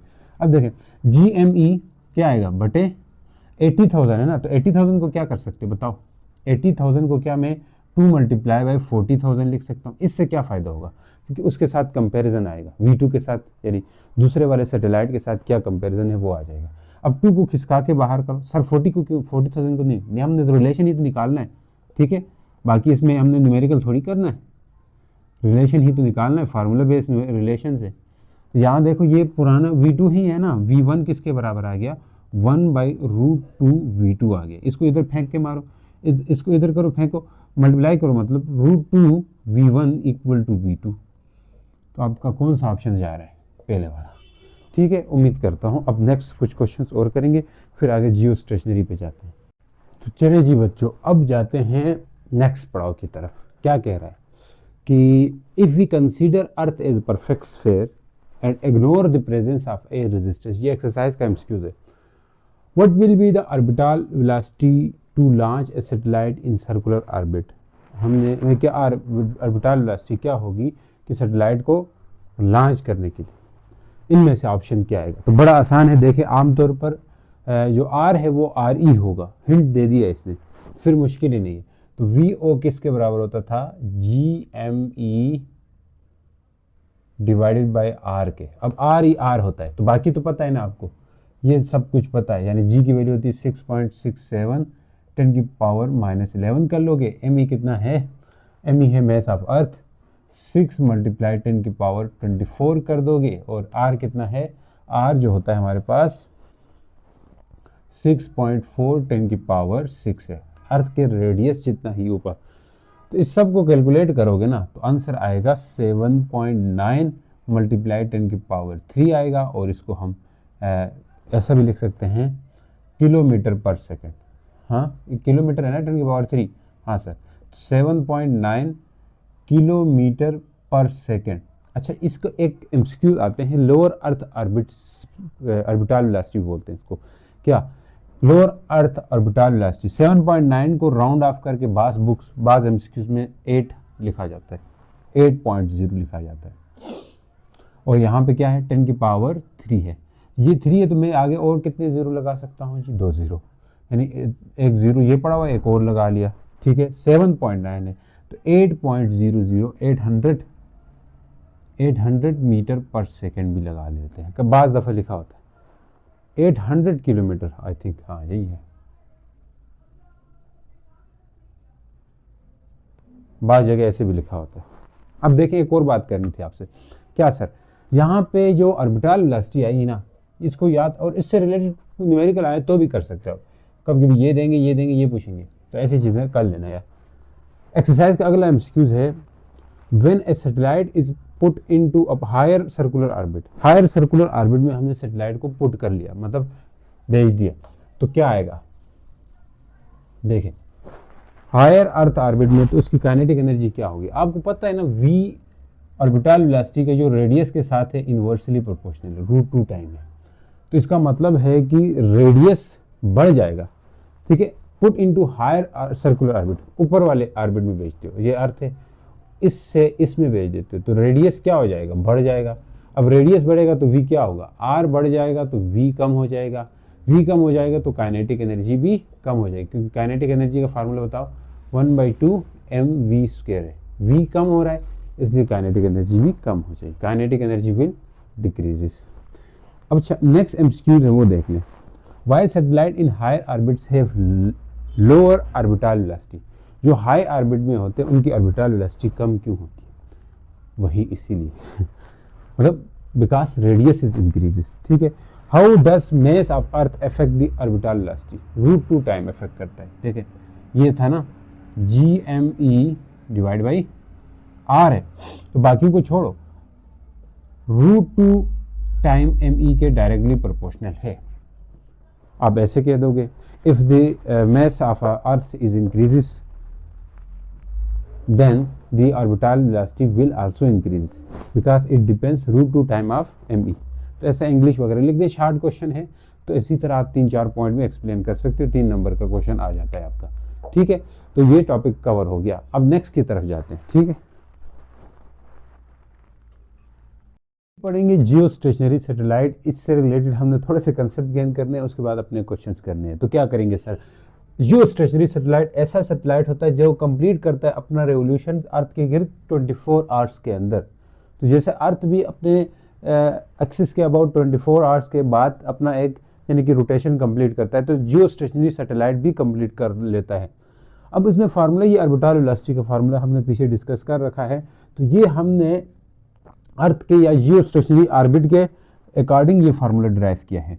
मान के चले ये अर्थ है, ये जियो स्टेशनरी ऑर्बिट है, तो इस ऑर्बिट में जो टाइम पीरियड होगा वो t होगा। t का मतलब है टाइम पीरियड होगा, और इसमें जो डिस्टेंस होगा सरकमफेरेंस होगा। s जो है ना सरकमफेरेंस है, तो सर्कल की जो सरकमफेरेंस होती है उसकी लेंथ कितनी होती है दोस्त, 2πr होता है। ठीक है, s किसके बराबर होता है, 2πr के बराबर होता है। तो अगर मैं कहूँ VO फिर किसके बराबर होगा, VO होगा s/t, तो s की जगह हम लिख सकते हैं 2πr/t लिख सकते हैं, 2πr लिख दिया। ठीक है, क्योंकि सरकमफेरेंस की लेंथ होती है, क्योंकि इसने कितना डिस्टेंस कर चुका होता है एक रेवोल्यूशन के बाद जियो स्टेशनरी ऑर्बिट, 2πr के डिस्टेंस कवर कर चुका होता है, यानी सरकमफेरेंस की लेंथ के बराबर डिस्टेंस ये कवर कर लेगा। अगर यहाँ से शुरू करता है तो यहाँ से जाता जाएगा, चला गया चला गया चला गया चला गया चला गया, इस तरह जाते जाते जाते जाते जाते जाते जाते जाते यहाँ तक सरकमफेरेंस की बाउंड्री बराबर हो जाएगी। तो अब देखें, मैं इसको इक्वेशन 1 का कह चुका हूँ, तो इसको इक्वेशन 2 कह सकता हूँ। इनको कंपेयर करने से हमारे पास ये फार्मूला आता है, तुम में से हर किसी को पता भी होगा। हाँ सर, तो अगर ये फार्मूला आ जाता है तो इसको हम डिस्कस में भी ले लेते हैं। कैसे, R कैसे आता है, R किसके बराबर है, R बराबर होता है, अब कैसे आता है सर बता दें, चलो बता ही देते हैं, 2πr/t equal to √GME divided by क्या है, R है। अब देखो हमें R को अलग करना है, क्योंकि यहाँ R को अलग किया हुआ है, या हमें T को अलग करना है। T को भी कर सकते हैं, R को भी कर सकते हैं। चलो R को कर लेते हैं, रेडियस निकालते हैं ना, तो यहाँ से आप इसको क्या कर लोगे, स्क्वायर कर लोगे। स्क्वायर करने से क्या होगा, ये कट आउट हो जाएगा, कट आ गया रूट के साथ, ये 2 सबके ऊपर है, तो 4π का स्क्वायर, R का स्क्वायर, T का स्क्वायर आएगा, और यहाँ से GME बोलो R आ जाएगा। R को इधर ले आओ, इधर फेंको, इसके पास ले आए, तो क्या हो जाएगा 4π स्क्वायर R का क्यूब हो जाएगा, ये T को उधर ले जाते हैं, GME T स्क्वायर हो जाएगा। मैं दोनों फार्मूले यहाँ पे ड्राइव करके रखता हूँ। ठीक है जी, क्या कैसे रखेंगे जी, यहाँ से अगर हम इसको GME को इधर ले आए, इस इक्वेशन को स्टार मान लेते हैं, इसको इधर से R को भी अलग कर सकते हैं, ME को भी अलग कर सकते हैं, क्योंकि ये दोनों फार्मूले काम के हैं, आगे जाके बार बार मैं ड्राइव नहीं कराऊंगा। तो इसलिए देखें R का क्यूब क्या होगा, GME T स्क्वायर बटे, इसलिए ध्यान से सुनो, यहाँ पे 4π स्क्वायर आएगा। ये फार्मूला बन गया है आपके पास। ठीक है, तो ये वाले फार्मूला है। R का क्यूब हटाने के लिए क्यूब रूट लेना पड़ेगा, क्यूब रूट, यहाँ पे भी क्यूब रूट लेना पड़ेगा, तो कटा गया। R equal to cube root की वैल्यू कितनी होती है, 1/3 होती है ना, इतनी मैथ आती है। GME T का स्क्वायर बटे 4π स्क्वायर, क्यूब रूट की वैल्यू होगी 1/3। एक ये फार्मूला मेरे साइड पे यहाँ पे मेरा लिखा हुआ है। एक दूसरा टाइम पीरियड के लिए भी फार्मूला निकालते हैं, वो आ जाए, वो इधर से निकाल लेंगे। तो इस चीज़ को इधर भेजिए, 4π स्क्वायर R का क्यूब बटे GME नीचे आ जाएगा, इधर T का स्क्वायर आ गया।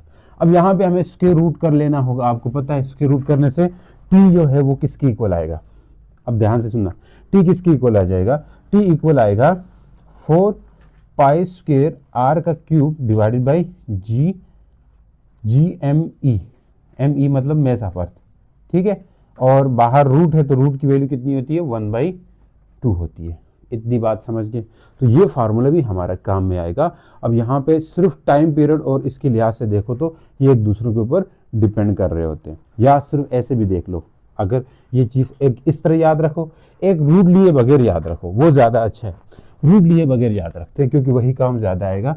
टाइम पीरियड के लिए तो आ ही जाता है, लेकिन रूट लिए बगैर करें तो क्या आएगा, ये स्क्वायर भी रहेगा, यहाँ पे रूट नहीं आएगा। तो टी स्क्वायर किसके बराबर आएगा, जी ना जी 4 पाई स्क्वायर आर का cube divided by G M, ये आएगा ना।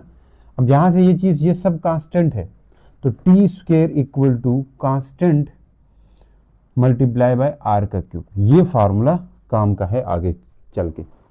अब देखें, इस बात को हम बार बार ड्राइव नहीं करेंगे क्योंकि जब जहाँ इस्तेमाल होगी हम इसको रखेंगे। अब यहाँ पे कैलकुलेशन की जा सकती है।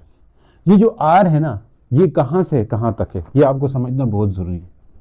देखो आर हमेशा सेंटर ऑफ अर्थ से होगा। कहाँ से होगा, सेंटर ऑफ अर्थ से। कैसे, जैसे हमारे पास सेंटर ऑफ अर्थ से लेके इधर तक आर ई होता है, रेडियस ऑफ अर्थ होता है। अगर कोई चीज़ ऊपर इधर पड़ी हुई है हाइट पे, तो तब हम सेंटर से लेके हाइट तक, हाइट समेत दोनों, यानी इसको आर कह देते हैं। वो आर जो है वो बराबर होता है आर ई प्लस एच के बराबर होता है। ये बात आप शायद 9th क्लास में पढ़ के आ चुके हैं। तो ये आर जो है ना, असल आर ये वाला है, ये आर जो है ना असल में ये होता है आर ई प्लस एच होता है, ये याद रखें। हाँ सर याद रख दिया। अब देखें कि यहाँ पे हम आर निकालेंगे। अब आर निकालेंगे जियो स्टेशनरी ऑर्बिट के लिए। कहाँ से निकालेंगे, हम ज़मीन के सेंटर से लेके कितना ऊपर होता है वो आर हम निकालना चाहते हैं। सरफेस से नहीं, सेंटर से ये आर हम निकालना चाहते हैं। इस आर के लिए मुझे ये फार्मूला इस्तेमाल कर लेना होगा।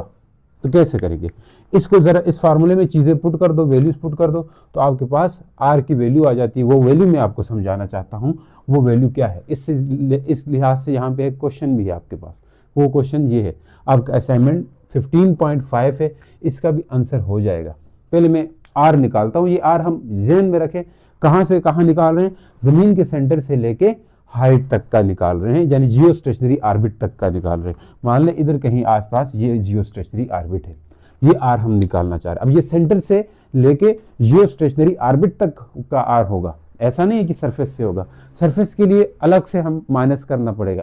जैसे यहाँ से इसने पूछा है कैलकुलेट हाइट, कैलकुलेट करो फ्रॉम सरफेस ऑफ अर्थ, यानी कि इस क्वेश्चन में जो असाइनमेंट है इसने आर नहीं मांगा, लेकिन आर क्या है, आर आपके पास सेंटर से लेके उधर तक है। इसने पूछा है एच क्या होगा, कहाँ से एच पूछा है, सरफेस ऑफ अर्थ से। तो बहुत आसान है। इस चीज़ को समझने के लिए पहले मैं आर निकाल लूँ, फिर आपको ये समझा देता हूँ, ठीक है। तो अब देखें इस फार्मूले में आ जाए, आर इक्वल टू जी है ना, जी की वैल्यू कितनी होती है, जी की वैल्यू हम लिख सकते हैं 6.67 10 की पावर -11, और एम ई कितना है 6 मल्टीप्लाई 10 की पावर 24।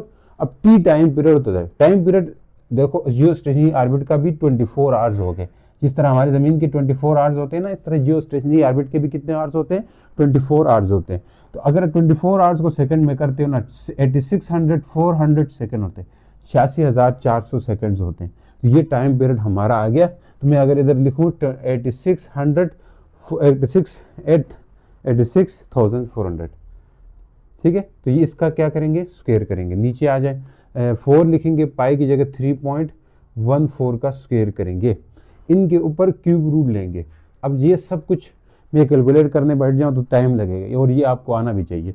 और ये सब कुछ कर लेते हो ना, तो इसकी फाइनल वैल्यू आती है। अब यहाँ पे मैं एक आसान तरीके बताता हूँ बच्चों को कि आपने कैसे मल्टीप्लाई करना है। देखें, जो पावर के अलावा वैल्यूज़ हैं, जैसे ये पावर के अलावा, ये पावर के अलावा, ये पावर के अलावा, इनको पहले आप अलग से डिवाइड कर लो, अलग से इनका सोल्यूशन निकालो। जो पावर के साथ जो चीज़ें पड़ी हुई जैसे 10 की पावर 24, 11, इनको अलग से ट्रीट करो। ये ऐसा करोगे तो आंसर आसानी से आएगा। तो खैर सर आता क्या है आंसर, वो ये आता है। कितना आता है, रेडियस आता है जी 4.23, आपके बुक में भी लिखा हुआ है। अगर किसी को नहीं पता तो ये मैंने प्रीवियस वीडियो यानी टॉपिक के ऊपर जो वीडियोस बनाई वहाँ डिस्कस कर रखी है। ये मीटर में इतना होता है अर्थ के सेंटर से, लेकिन जब आप इसको किलोमीटर में लिखते हो तो 4.23 मल्टीप्लाई 10 की पावर 4 किलोमीटर होता है, ये आता है। यानी कि किलोमीटर में 10 की पावर 3 कम हो जाएगी, क्योंकि किलो की वैल्यू क्या होती है, 10 की पावर 3 होती है। तो 7 से 3 कम हो जाएगा, 4 आ जाएगा। अब इसको आप नंबर्स में ले जाओ, यानी नंबर्स में अगर पॉइंट को हटा के ये 10 की पावर खत्म करना चाहते हो, यानी डेसिमल फॉर्म में लेके जाना चाहते हो, बगैर 10 की पावर। क्यों लेके जा रहे हैं, क्योंकि इस क्वेश्चन में इसने ये पूछा है हाइट कैलकुलेट करो। तो हमें सबसे पहले जियो स्टेशनरी की हाइट, यानी कि यहाँ से कितनी होगी, ये जियो स्टेशनरी सैटेलाइट था ना, क्योंकि हमने इसको जियो स्टेशनरी ऑर्बिट कहा था, तो इधर से इधर तक ये जो h है ये कितना होगा ये पूछा है, ठीक है। तो h हम सरफेस से लेते हैं ना, तो ये h पूछा है। तो h के लिए पहले मैं इसको किस में ले आऊंगा जी, पहले मैं इसको ले आऊंगा डेसिमल में। डेसिमल में क्या होता है, डेसिमल मतलब मान ले पॉइंट खत्म करना, एक तरह से पॉइंट में लेके आना भी कह सकते हो, लेकिन इस 10 की पावर को उड़ा देना। तो ये कैसे उड़ाएंगे, देखें 10 की पावर ऐसे सोचो, 10 की पावर 4 है ना, तो 2 जीरो ऑलरेडी इनकी वजह से कम हो जाएंगे, ठीक है। 4 2 3 और 2 जीरो आगे लग जाएंगे, तो इतना किलोमीटर होता है मेरा दोस्त। ये आपके पास अर्थ के सेंटर से लेके आ गया, क्योंकि आर किसके बराबर होता है, यहाँ पे हमने कहा था आर बराबर होता है आर ई प्लस एच के। तो एच चाहिए ना, तो एच यहाँ से अलग करो तो क्या होगा, आर माइनस आर ई होगा। आर माइनस आर ही आपका क्या होगा, एच होगा। तो आर से आर ई कितना होता है वैसे 6.4। अब ये सुना होगा आर ई यानी रेडियस ऑफ अर्थ, ये जो रेडियस ऑफ अर्थ है ये कितना होता है 6.4, 10 की पावर 6 लिखते हो, लेकिन ये मीटर में है, लेकिन इसको किलोमीटर में लिखते हो तो 6400 किलोमीटर लिख दोगे। हाँ बिल्कुल, तो आपने ये करना है, इधर आके पुट करने के लिए मैं यहाँ आर ई कितना है 42300 किलोमीटर में है ना, माइनस 6400 किलोमीटर करेंगे तो इससे 35,000 जो एच है वो कितना आता है दोस्त, 35,900 किलोमीटर के आसपास आता है। ये आपका एच है। क्या ये लास्ट वाला नज़र आया, 3500 900 एच नहीं आया ना, ये देखो बच्चों, हाँ बस अब इतना ही दिखा सकता, नीचे नहीं जाता, सही है। तो ये आपका ये क्वेश्चन हो गया डन, तो इस तरह से आपने कर लेना था। अब आ जाओ, इफ़ अर्थ रोटेशन स्पीड, अब ये आपको समझाना है मैंने, अर्थ की जो रोटेशन स्पीड है उसकी बात हो रही है, नोट करना है ना, सर समझ आ गया तो काफ़ी है। तो इस तरह की चीज़ें पूछ भी लेते हैं, इसके लिए आप ध्यान करें। नेक्स्ट बात कर लेते हैं आगे, चलो क्या कहते हैं जी, if the earth rotation if earth rotation speed increases, rotation speed मतलब एंगुलर वेलोसिटी बढ़ जाती है, तो जियो स्टेशनरी ऑर्बिट उसका बढ़ जाएगा या कम हो जाएगा। जियो स्टेशनरी ऑर्बिट क्या होता है कि उस ऑर्बिट पे अर्थ जब सैटेलाइट रिवॉल्व करता है तो ज़मीन से बिल्कुल वो रेस्ट में पड़ा हुआ ऐसा लगता है। जियो स्टेशनरी हमें ज़मीन से स्टेशनरी लगेगा। जैसे मैं कहूँ ये मेरा ये अर्थ है, ये मेरी मुट्ठी अर्थ है, ये जियो स्टेशनरी सैटेलाइट है। जैसे मैं घूम रहा हूँ ऐसे ऐसे ये मार्कर भी घूम रहा है, मेरी मुट्ठी क्या है, अर्थ है, और ये मार्कर के ऊपर बिल्कुल। अब मेरी मुट्ठी की और इस मार्कर की रोटेशन यानी एंगुलर स्पीड सेम है, तो मुझे ये मार्कर कैसा दिखाई देगा, अभी तो घूमता हुआ दिखाई देगा, लेकिन आपको भी घूमता हुआ दिखाई देगा। लेकिन अगर मैं आपको इस हथेली के ऊपर बिठा दूँ, ये अर्थ है ना, आपको इधर ऊपर बिठा रहा हूँ, मुट्ठी के ऊपर बिठा दूँ, वैसे मुट्ठी पे आप यहाँ बैठ के आप इमेजिन करें यहाँ पे, तो आप इसको देखेंगे तो हमेशा अपने ऊपर ही देखोगे ना, मार्कर को कहाँ देखोगे, मार्कर को हमेशा ऊपर ही देखोगे। मार्कर को ऊपर देखने का मतलब क्या है, आप ऐसा लगेगा जैसे ये रुका हुआ है मार्कर। तो इसी तरह जियो स्टेशनरी सैटेलाइट भी जमीन की रोटेशन के बराबर ऊपर घूमता है, इस वजह से वो स्टेशनरी लगता है। चलो सही है, आ जाओ। अब यहाँ से क्या था, रोटेशन अर्थ की बढ़ गई तो जियो स्टेशनरी ऑर्बिट कम हो जाएगा, ज़्यादा हो जाएगा। यानी कि अर्थ की रोटेशन वैसे फिक्स है ना, आपको 24 आवर्स में कंप्लीट करती है। मान लें हमने रोटेशन बढ़ा दी, वो जो अर्थ की रोटेशन है 12 घंटों में पूरी हो रही, तो क्या होगा, तो 12 घंटों में पूरी हो रही तो जियो स्टेशनरी सैटेलाइट क्या उतना ही दूर होगा या करीब कहीं लाना पड़ेगा उसको। चलो देखते हैं। अब क्या है, आपको एंगुलर स्पीड का फार्मूला पढ़ा होगा, 2π/t होता है। ये कहीं ना कहीं पढ़ा है, वैसे नहीं पढ़ा है, पता है ना। ये टाइम पीरियड और एंगुलर स्पीड का बीच में रिलेशन, या इसको एंगुलर फ्रीक्वेंसी भी कहा जाता है। अब देखें, अगर टाइम पीरियड अब बढ़ा यानी रोटेशन बढ़ जाए, ओमेगा बढ़ गया, तो टाइम पीरियड क्या हो जाएगा, कम हो जाएगा। अब रेडियस तो है ही नहीं कहाँ पे, तो रेडियस का रिलेशन हमने लिख चुके हैं, यहाँ पे लिख रखा है, डायरेक्ट रिलेशन है।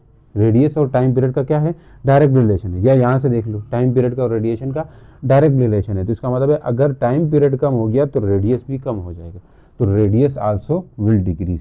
तो ये डिक्रीज का ऑप्शन सही होगा दोस्त।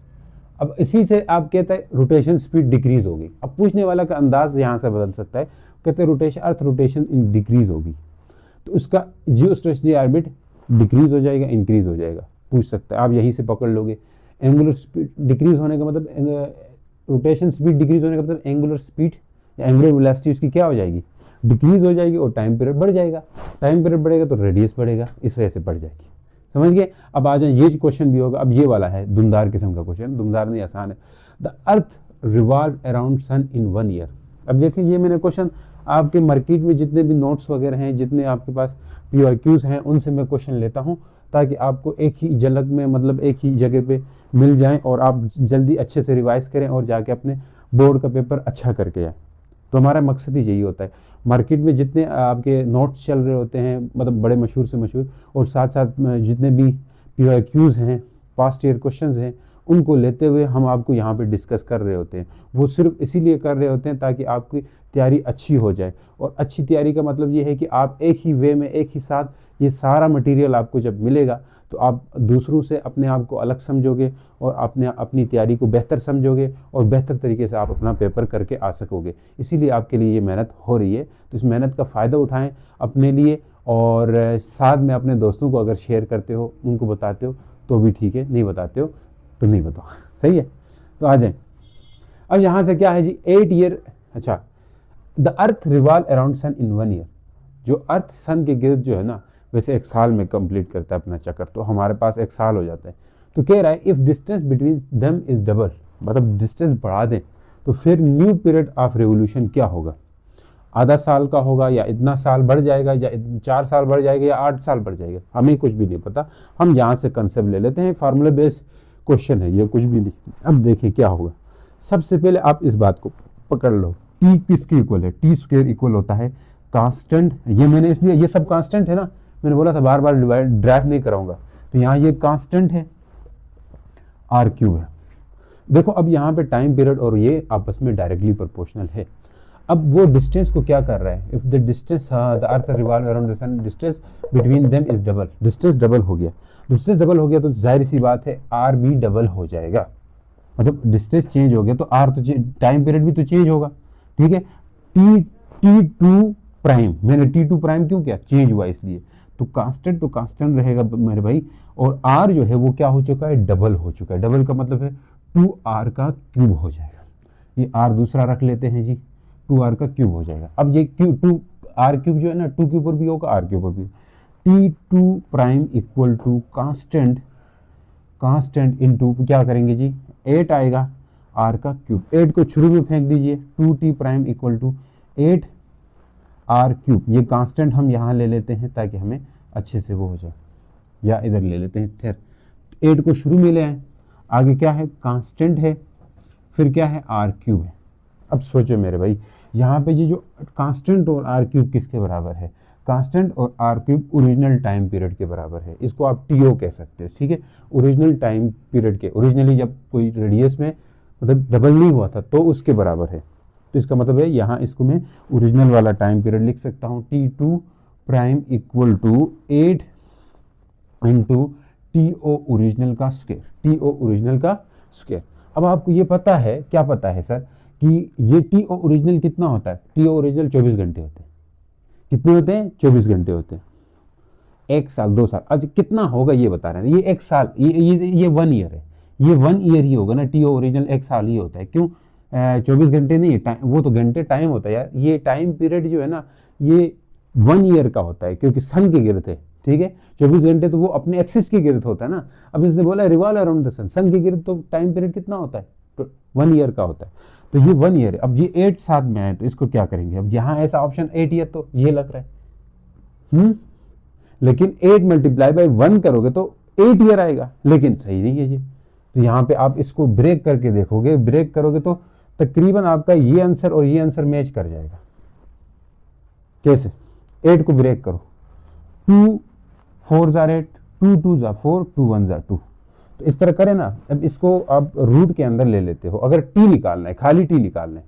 देखो यहाँ पे आप रूट लेंगे तो दोनों तरफ आएगा ना। देखो स्क्वायर रूट लोगे तो मेरा कहने का मतलब ये है, इसके ऊपर भी स्क्वायर रूट ले लो, TO प्राइम कटा कटा टी डैश कितना आएगा। अब ये स्क्वायर रूट के अंदर है तो 3 दफा 2 2 आ रहा है ना, तो 3 दफा 2 2 ये तो कट सकता है, देख 2 2 2, और ये TO है ना, TO है तो TO का स्क्वायर कट जाएगा। और यहाँ से क्या हो जाएगा दोस्त, यहाँ से 2 2 है तो एक 2 बाहर आ सकता है, एक अंदर रह जाएगा, और ये TO आएगा। और TO कितना होता है 1 साल का, 2√2 ईयर, इस तरह से आएगा। डायरेक्ट 8 ईयर कहना गलत होगा, क्योंकि स्क्वायर रूट को हटा के इस तरह करेंगे। अब देखें और किस तरह आप यहाँ से आपके साथ गेम खेल सकता है एग्जामिनर, कि अगर वो कह दे हाफ हो गए, डबल के बजाय हाफ बोल देता। अर्थ रिवॉल्व अराउंड द सन, अब हाफ बोले 4 टाइम बोले कुछ भी बोले आपको डर नहीं होना चाहिए।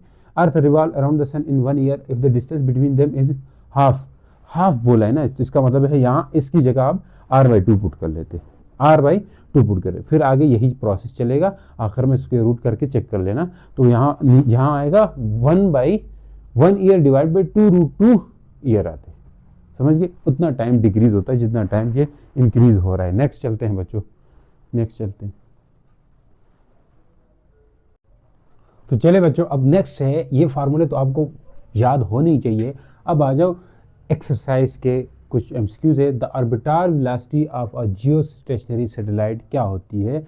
वो 0 होती है, 1.19 और 3.07। तो इसको कैलकुलेट करने का बहुत आसान तरीका ये है कि आपको रीज़न चाहिए तो मैं रीज़न देता हूँ।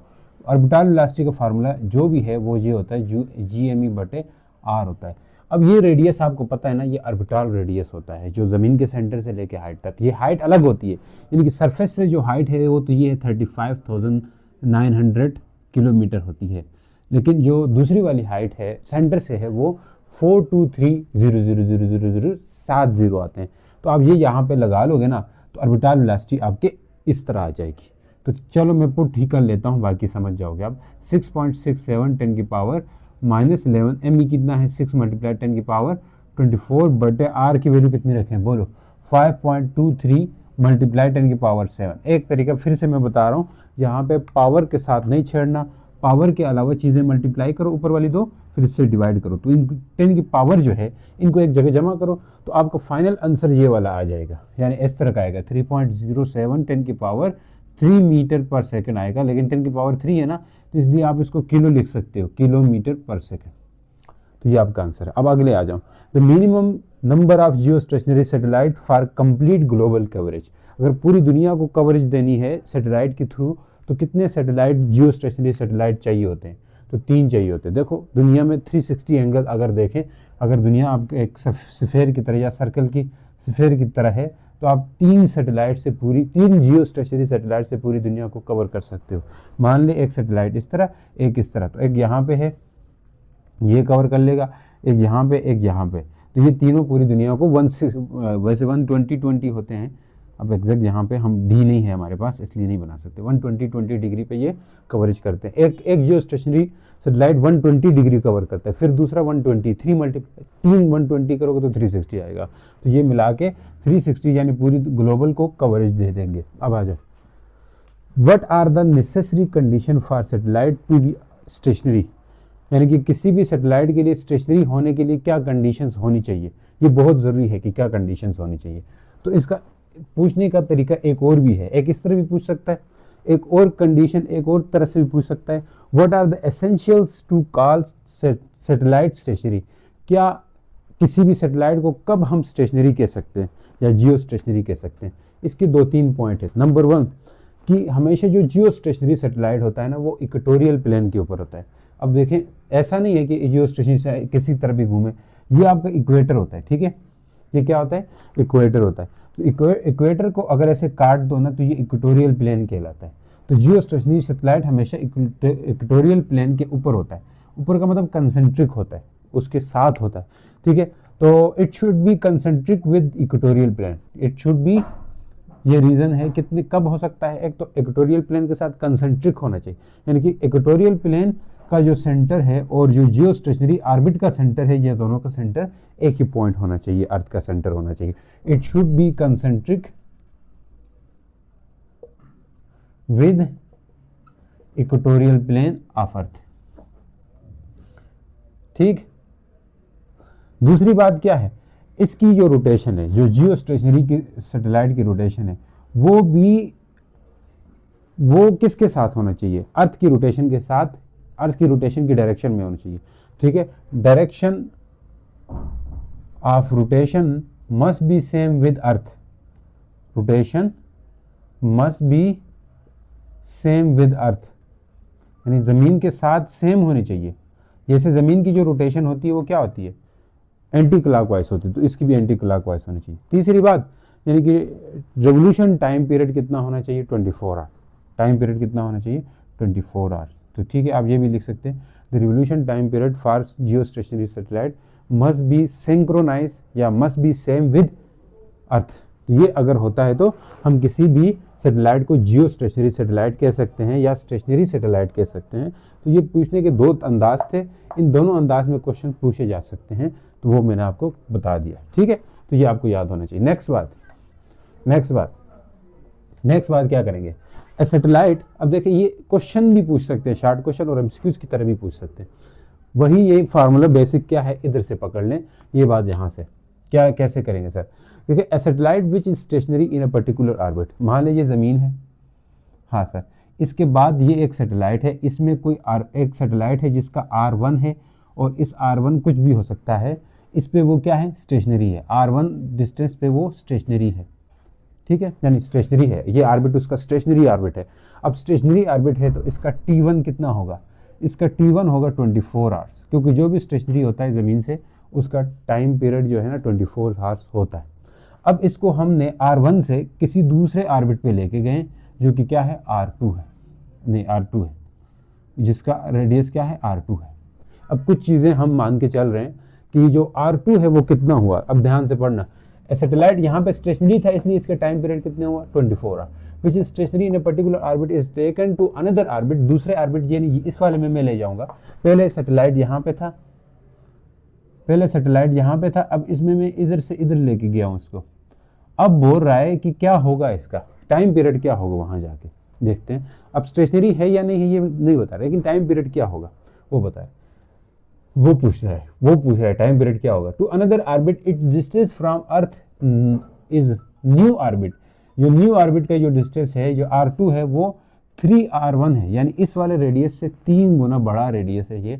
R2 कितना है, 3R1 है, यानी कि तीसरे पहले वाले से 3 गुना बड़ा है, ठीक है, अर्थ के लिहाज से। The time period of satellite will be what.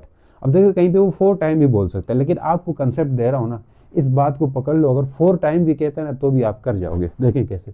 अब ये वैल्यूज चेंज करके कुछ भी कितने टाइम भी बोल दें, इस बात को पकड़ लो, इस फार्मूले को।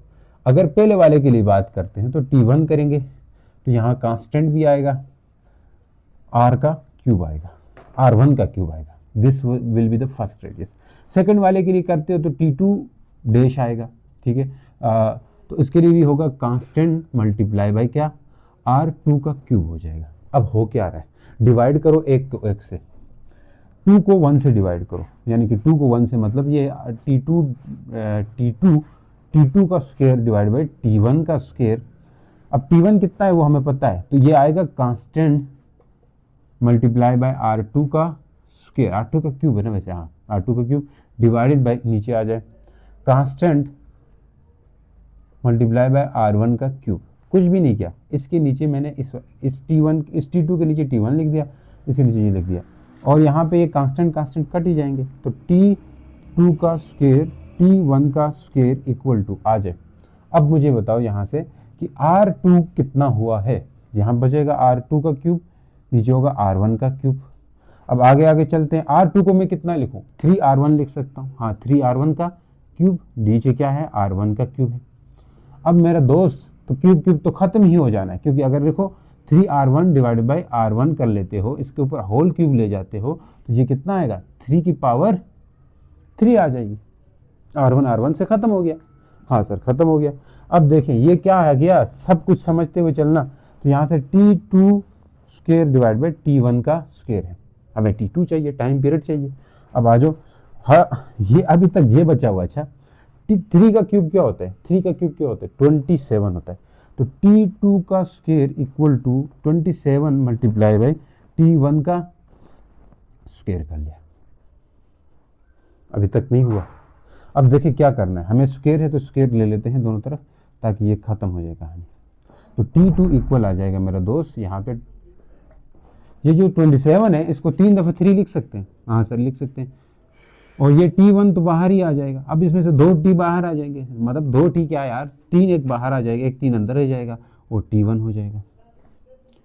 ओ हो सर एक बात तो पक्का है, या तो ये आ सकता है, या क्योंकि रूट 3 में है, तो क्या T1 कितना है, 24 है ना, तो 3 × √3 ये कितना है, 24। इन दोनों को मल्टीप्लाई करो, 3 4 12, 72 जी, 72√3 आवर्स।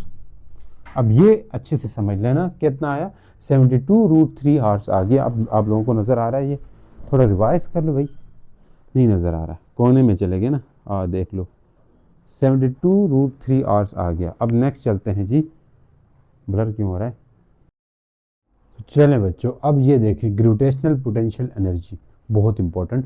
मैं लास्ट में इसकी डेरिवेशन भी कराऊंगा ये कैसे आता है, ठीक है। तो एक वैसे इसकी डेरिवेशन बहुत लंबी है आपकी बुक में, हम लेकिन मैथमेटिक्स से करने की कोशिश करेंगे, उससे बहुत आसानी हो जाएगी, आप इस तरह डेरिवेशन कर सकते हो, बोर्ड वाला आपके मार्क्स नहीं काटेगा, ठीक है। तो इंटीग्रेशन से हम करेंगे, आप में से किसी किसी को आती भी होगी, नहीं तो नहीं आती उनको भी समझाऊंगा। नेक्स्ट है ग्रेविटेशनल पोटेंशियल क्या होती है।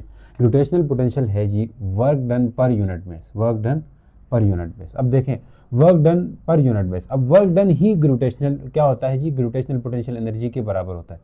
तो क्या मैं U को W कह सकता हूँ, हाँ सर कह सकता हूँ, तो यही तो आता है UMEM डिवाइडेड बाई R, ये वर्क ही है। तो अब आप पोटेंशियल निकालना चाहते हो ग्रेविटेशनल पोटेंशियल, तो वर्क डिवाइड बाई क्या करना चाहते हो, मैस।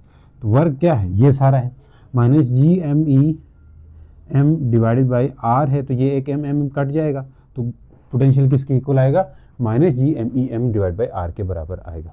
यही से जो पोटेंशियल है ग्रेविटेशनल पोटेंशियल, इसको हम वैसे क्या कहते हैं, work done divide by mess कहते हैं। तो इससे इसकी यूनिट भी आप यहीं से बताओगे, अगर अक्सर पूछते हैं तो बच्चे इधर से यूनिट निकालने के चक्कर में होते हैं, इधर से बहुत मुश्किल हो जाएगा। तो इधर से देख लो, वर्क की यूनिट होती है जॉल और इसकी यूनिट होती है मीटर, यानी कि केजी होगी तो पर केजी होगी, जॉल पर केजी इसकी यूनिट होती है, याद रखें।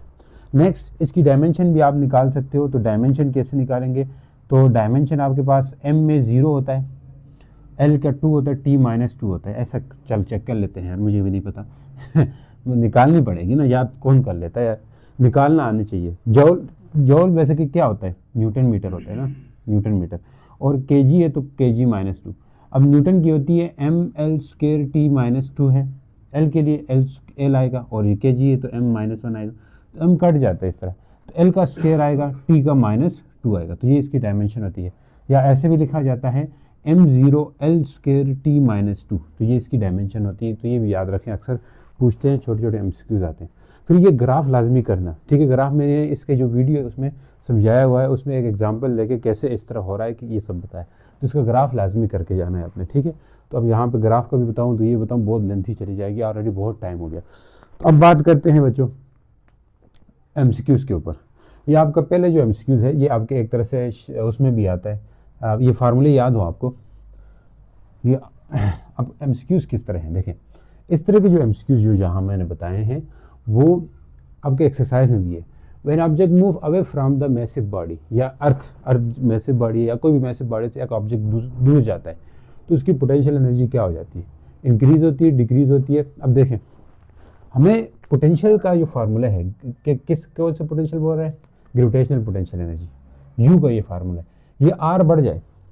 अब ये याद रखें, हमेशा याद रखें क्योंकि कंफ्यूज होते हैं बच्चे, यहाँ माइनस साइन है, जितना डिवाइड में वैल्यू बड़ी आएगी उतना आंसर छोटा आएगा, लेस नेगेटिव होगा वो, क्योंकि माइनस है ना, इधर माइनस साइन क्यों आता है, ये अब अगले क्वेश्चन में है हमारे पास, इसलिए आता है क्योंकि बाउंड सिस्टम है कि वो ऑब्जेक्ट बाहर नहीं जा सकता है उसकी फील्ड से, ठीक है, इसलिए ये बताता है, अगले उसमें एक्सप्लेन करूंगा मैं।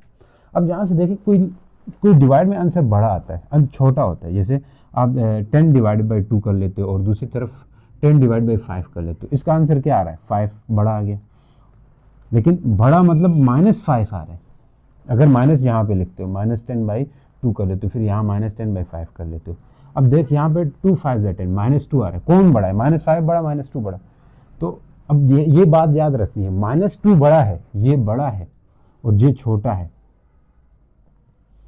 छोटा टेल लिफ्टा, देखें छोटा है। तो अब इसमें याद ये रखें कि जब भी नीचे डिवाइड में आंसर वैल्यू बढ़ जाएगी तो वो कम नेगेटिव आता है, जैसे -2 कम नेगेटिव जो होगा वो हमेशा बड़ा होता है ज़्यादा नेगेटिव से, -5 बड़ा नेगेटिव है, तो बड़ा नेगेटिव हमेशा कम होगा और छोटा नेगेटिव ना बड़ा नेगेटिव। देखो वैसे एक्चुअल में ये छोटा है और ये बड़ा है ना, अब देखें ये बड़ा नेगेटिव छोटा होगा और छोटा नेगेटिव बड़ा होगा, बड़ा नेगेटिव छोटा, छोटा नेगेटिव बड़ा, समझ गए ये बात। भाई बड़ा नेगेटिव बड़ा, छोटा नेगेटिव बड़ा होता है। ये छोटा नेगेटिव है देखने में, लेकिन ये बड़ा होता है। ये बड़ा नेगेटिव है लेकिन ये छोटा है। ये छोटा नेगेटिव बड़ा कम क्यों हुआ? क्योंकि यहाँ पे बड़े नंबर से डिवाइड किया। तो आप जमीन से दूर लेके जा रहे हो तो ये बढ़ जा रहा है, ये बढ़ जा रहा है तो छोटा नेगेटिव आएगा ना, इसलिए ये बड़ा होगा। दोबारा से गौर करें, ये डिवाइड आर बढ़ जाएगा, ये बच्चों को नहीं समझ आती। अगर टूवर्ड आए तो क्या होगा, तो ये चीज़ नहीं समझ आती, इसलिए मैं कह रहा हूँ। बस सिंपल ये देखें, दूर जाने से एनर्जी स्टोर होती है, इसलिए उसके जो ग्रेविटेशनल पोटेंशियल एनर्जी है वो बढ़ जाएगी। तो आप इस तरह भी समझ सकते हो, या वो तरीका समझे, बस दूर लेके जा रहे हैं, जैसे मैं इस ऊपर ले जाऊँगा एनर्जी स्टोर होगी ना, बढ़ जाएगी। तो आर ज़्यादा होने से, यानी कि क्या बोल रहे हैं, अभी जाने से आर बढ़ेगा, आर बढ़ने से पोटेंशियल एनर्जी बढ़ जाएगी ना। चलो ऐसे भी समझो। एक्सरसाइज का क्वेश्चन है, is it possible for an object gravitational potential energy be negative become negative? हाँ पॉसिबल है। If so what does it mean? देखो क्या मतलब है, gravitational potential is always negative within a field of any mass. अगर किसी mess की field के अंदर रहते हो, जैसे अर्थ की फील्ड के अंदर रहो आप, ये अर्थ है, इसकी फील्ड जहाँ तक है, मान लीजिए यहाँ तक है, इस तक रहेंगे तो इसकी फील्ड ग्रेविटेशनल पोटेंशियल एनर्जी क्या आएगी? हमेशा नेगेटिव आएगी। इसका मतलब है कि नेगेटिव फील्ड का मतलब क्या है? नेगेटिव क्यों आ रही है ग्रेविटेशन? क्योंकि हमें एनर्जी रिक्वायर्ड टू ऑब्जेक्ट को निकालने के लिए, इस फील्ड से बाहर निकालने के लिए हमें एनर्जी देनी पड़ेगी, एक्स्ट्रा एनर्जी रिक्वायर्ड होगी। तो with in the field always negative, अगर बाहर जाए तो ग्रेविटेशनल पोटेंशियल एनर्जी क्या होती है? जीरो होती है, क्योंकि हमने कहा था यहाँ इन्फिनिटी होता है, इन्फिनिटी में जीरो मान के चलते। ठीक, ये बात लिख लोगे थोड़ी अंग्रेजी में करके, और ये फार्मूले भी लिख देना और बोलो हमेशा नेगेटिव होती है, तो आंसर हो जाएगा। नेक्स्ट आ जाए, इसी हिसाब का एक और है, तो उसमें ग्रेविटेशनल पोटेंशियल एनर्जी नहीं है बल्कि ग्रेविटेशनल पोटेंशियल है। तो उसको कैसे डील करेंगे उसको देखते हैं। ग्रेविटेशनल पोटेंशियल नहीं, ग्रेविटेशनल पोटेंशियल है। अब देखें, कह रहा है कि if gravitational potential energy at a point यानी वी की वैल्यू दे रहा है, कितनी है? -10 जूल पर केजी है। चलो सही है। Work done to move 2 kg, mass कितना है? 2 kg है। तो हमें क्या फाइंड करना है? Work done. तो आपको ये फार्मूला तो पता है ना, work done divided by mess होता है। तो इसको Vm कर दो, तो V कितना है? V है जी 10 -10, और M कितना है बोलो? M है आपके पास 2, तो -20 आ जाएगा ना, -20 जॉल वर्क होगा। ठीक, ये आपके पास आंसर किधर गया? ये ठीक है। अब आप देखिए, if earth were compress to half of its radius, earth को आधा कर दिया उसका रेडियस, लेकिन उसका मास कम नहीं हुआ, what would be the gravitational potential energy? Gravitational potential energy नहीं है, सिर्फ ग्रेविटेशनल पोटेंशियल है, सरफेस पे उसकी क्या होगी, क्या चेंज आएगी? तो V इक्वल टू, इसमें J वाला फार्मूला लगाना होगा, -GME डिवाइड बाई R। अब ये R क्या हो चुका है? हाफ। हाफ का मतलब है डबल हो जाएगी gravitational potential, -GME divide by half का मतलब है R/2। ये तीसरे से ऊपर आ सकता है, हाँ, -2GME तीसरे से ऊपर आ गया ना, तीसरे डिवाइड से ऊपर आ सकता है मेरे भाई। तो जैसे ऐसा होता है ना, 2 × 1/2 है, तो इस 2 को इधर ला के 2 × 2 कर सकते हो। सेम वही कहानी यहाँ पे हो रही, तो डबल हो जाएगी। तो बहुत सिंपल सा आंसर था। अब आगे वाले थोड़े उस लेवल अप कर लेते हैं। हाँ चलो बच्चों, अब शुरू करते हैं। 2 प्लैनेट्स है जिसका सेम मैस है, डिफरेंट रेडियस है। 2 प्लैनेट्स का मैस क्या है? सेम है लेकिन रेडियस डिफरेंट है। तो पोटेंशियल क्या होगी इनकी? ग्रेविटेशनल पोटेंशियल क्या होगी? सेम होगी दोनों की, और हायर होगी बड़े वाले के लिए या हायर होगी छोटे वाले? देखो वही ग्रेविटेशनल पोटेंशियल की बात हो रही ना, तो ये इक्वल होता है -GME/R। मैंने कहा था, अब देखो 2 वो हैं, एक मान ले प्लैनेट ये, एक प्लैनेट ये। अब दोनों का मैस सेम है, मतलब मैस इक्वल है, लेकिन इसका R कम है, इसका R ज़्यादा है, मतलब बड़े वाले का R ज़्यादा है। तो मैंने कहा था जब भी नीचे बड़ा नंबर होगा तो उससे जो वैल्यू आएगी वो कम नेगेटिव आएगी, लेस नेगेटिव आएगी। तो इसलिए जो ग्रेविटेशनल पोटेंशियल होगा बड़े वाले रेडियस वाले बड़े वाले प्लैनेट के लिए वो ज़्यादा होगी, हायर फॉर लार्जर प्लैनेट। सही है, इस तरह सोचो। The value of g are acceleration, if g is acceleration due to gravity है सरफेस ऑफ अर्थ के ऊपर, the gain in gravitational potential energy क्या होगी? ये बड़ा इंपॉर्टेंट सा है, और इस तरह के मिलते जुलते और भी आ सकते हैं, उसको देखें आप। कहता है जी जो है ना एक्सेलरेशन ड्यू टू ग्रेविटी है सरफेस के ऊपर, gain in gravitational potential energy क्या होगी? Gain in gravitational potential energy क्या होगी, कैसे? If object of mass rise surface of earth to height equal to radius of earth, यानी कि जो ग्रेविटेशनल पोटेंशियल का फार्मूला है मेरा भाई, वो क्या है, क्या पूछा है, ग्रेविटेशनल पोटेंशियल एनर्जी क्या होगी। तो ग्रेविटेशनल पोटेंशियल एनर्जी का फार्मूला यू होता है, U equal to minus G M E M divided by R होता है। हाँ बिल्कुल। अब बोल रहा है इसको सरफेस से ऊपर लेके गए हैं, ठीक है जी, एक हाइट ऊपर, कितनी हाइट ले गए, अर्थ की हाइट से कितना ऊपर, ये near to the surface of earth ये होता है, आपको पता है, हाँ सर है। तो अब इसको कितना ऊपर ले गए कि raise from surface of earth height equal to radius of earth, जितना अर्थ का रेडियस है यहाँ से यहाँ रेडियस ऑफ अर्थ इतना ऊपर और ले गए, यानी एच कितना है ऊपर है, यहाँ एच कितना ऊपर है जितना अर्थ का रेडियस है। तो अर्थ का रेडियस के लिए मान लें मैंने ये आर कर दिया, यहाँ तक यहाँ पे पोटेंशियल ये थी, तो ये इनिशियल पोटेंशियल होगी, बाद में फाइनल यहाँ पे होगी, तो ये हमारे पास फाइनल वाला पोटेंशियल क्या आएगा, minus G M E M by R, और आर जमा होके 2r आ जाएगा, टोटल कितना आएगा 2r आ जाएगा, समझ गयो। अब एच भी है ना, देखो यहाँ ये टोटल आर क्या होता था, एच प्लस आर ही होता था, ठीक है। अब देखें आर ही तो आर ही है, एच कितना है आर है, और ये कितना है ये भी आर है, तो इसलिए ये कितना आ गया 2r आ गया, ऐसा सोचो। अब क्या बोल रहा है कि कितना चेंज आएगा gravitational potential, the gain in gravitational potential कितना होगा, तो change in gravitational potential energy, final gravitational potential energy minus initial gravitational potential energy, final वाली क्या है minus G M E divided by 2r minus into, minus होता है ना final minus, minus तो ये फार्मूले वाला आ गया, इनिशियल क्या है minus G M E M divided by क्या है बोलो आर है।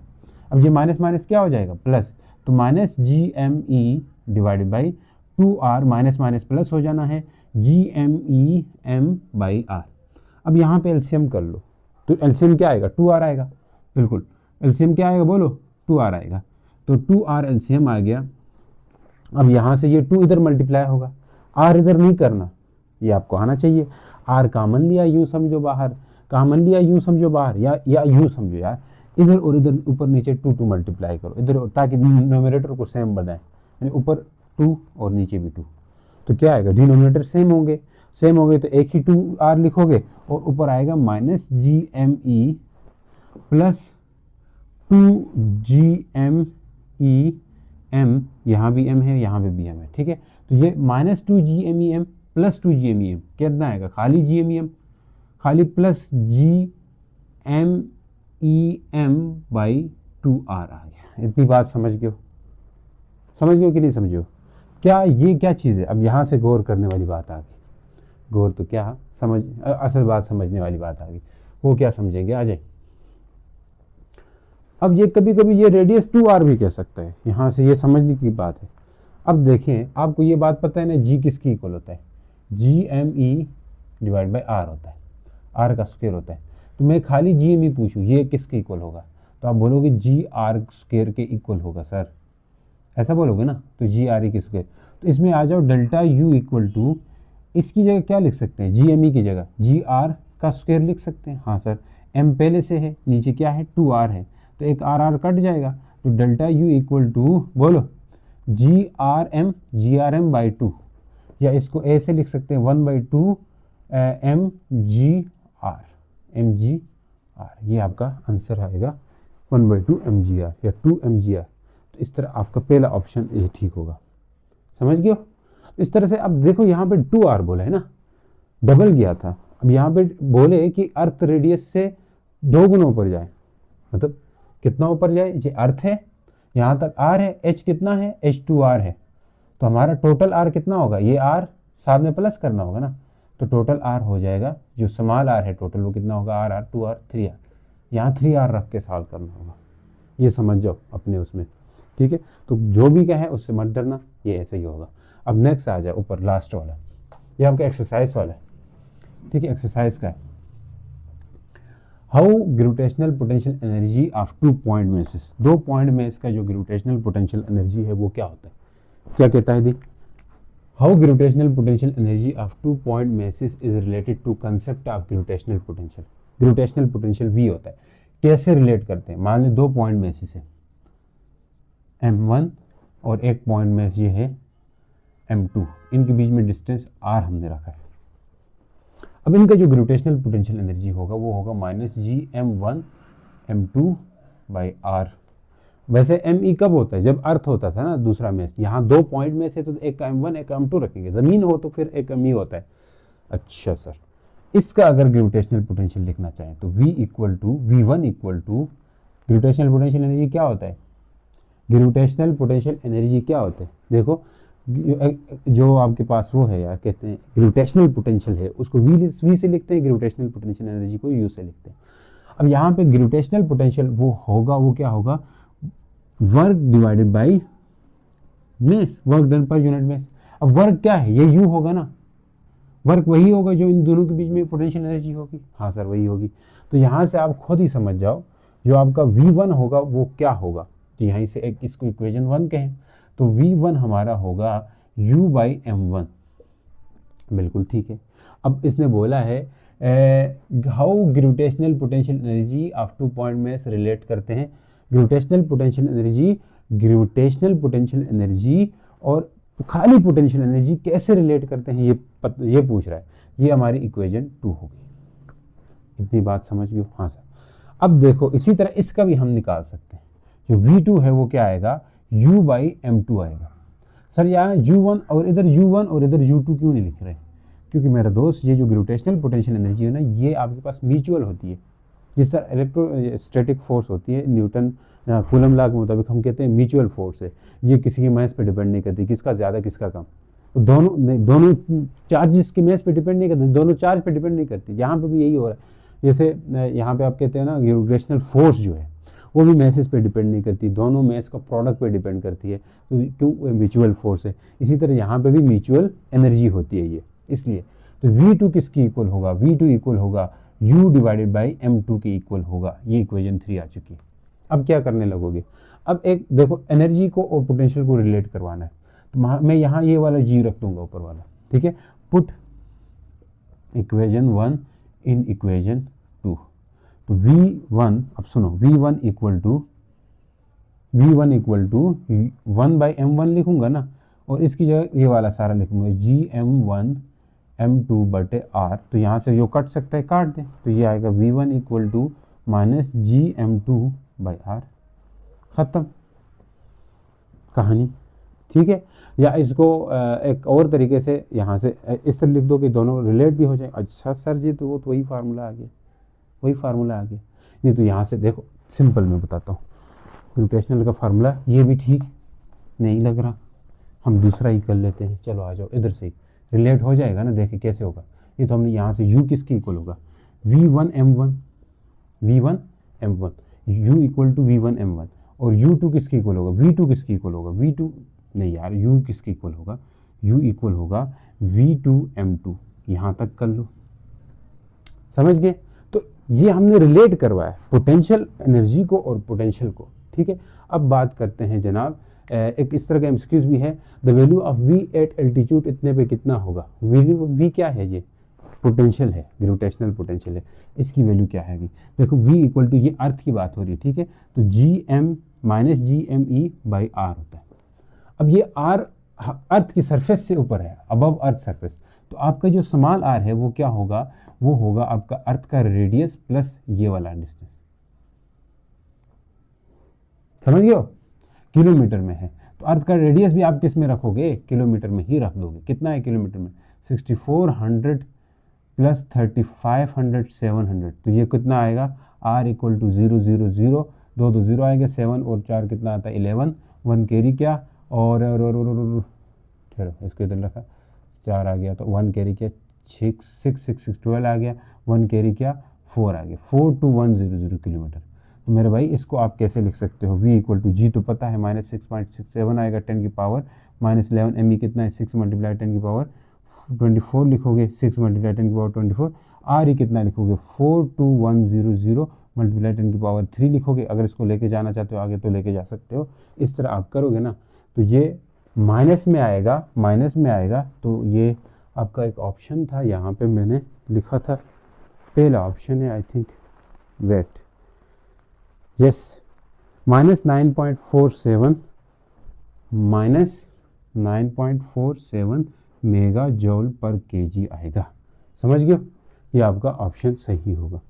तो उम्मीद करता हूँ समझ आ गई है। ठीक है, मिलते हैं नेक्स्ट वन शॉट के साथ, तब तक के लिए गुड बाय। समझ आ गई तो अपना प्यार दिखाएं। नेक्स्ट वन शॉट में मिलते हैं, तब तक के लिए गुड बाय, अल्लाह हाफ़िज़।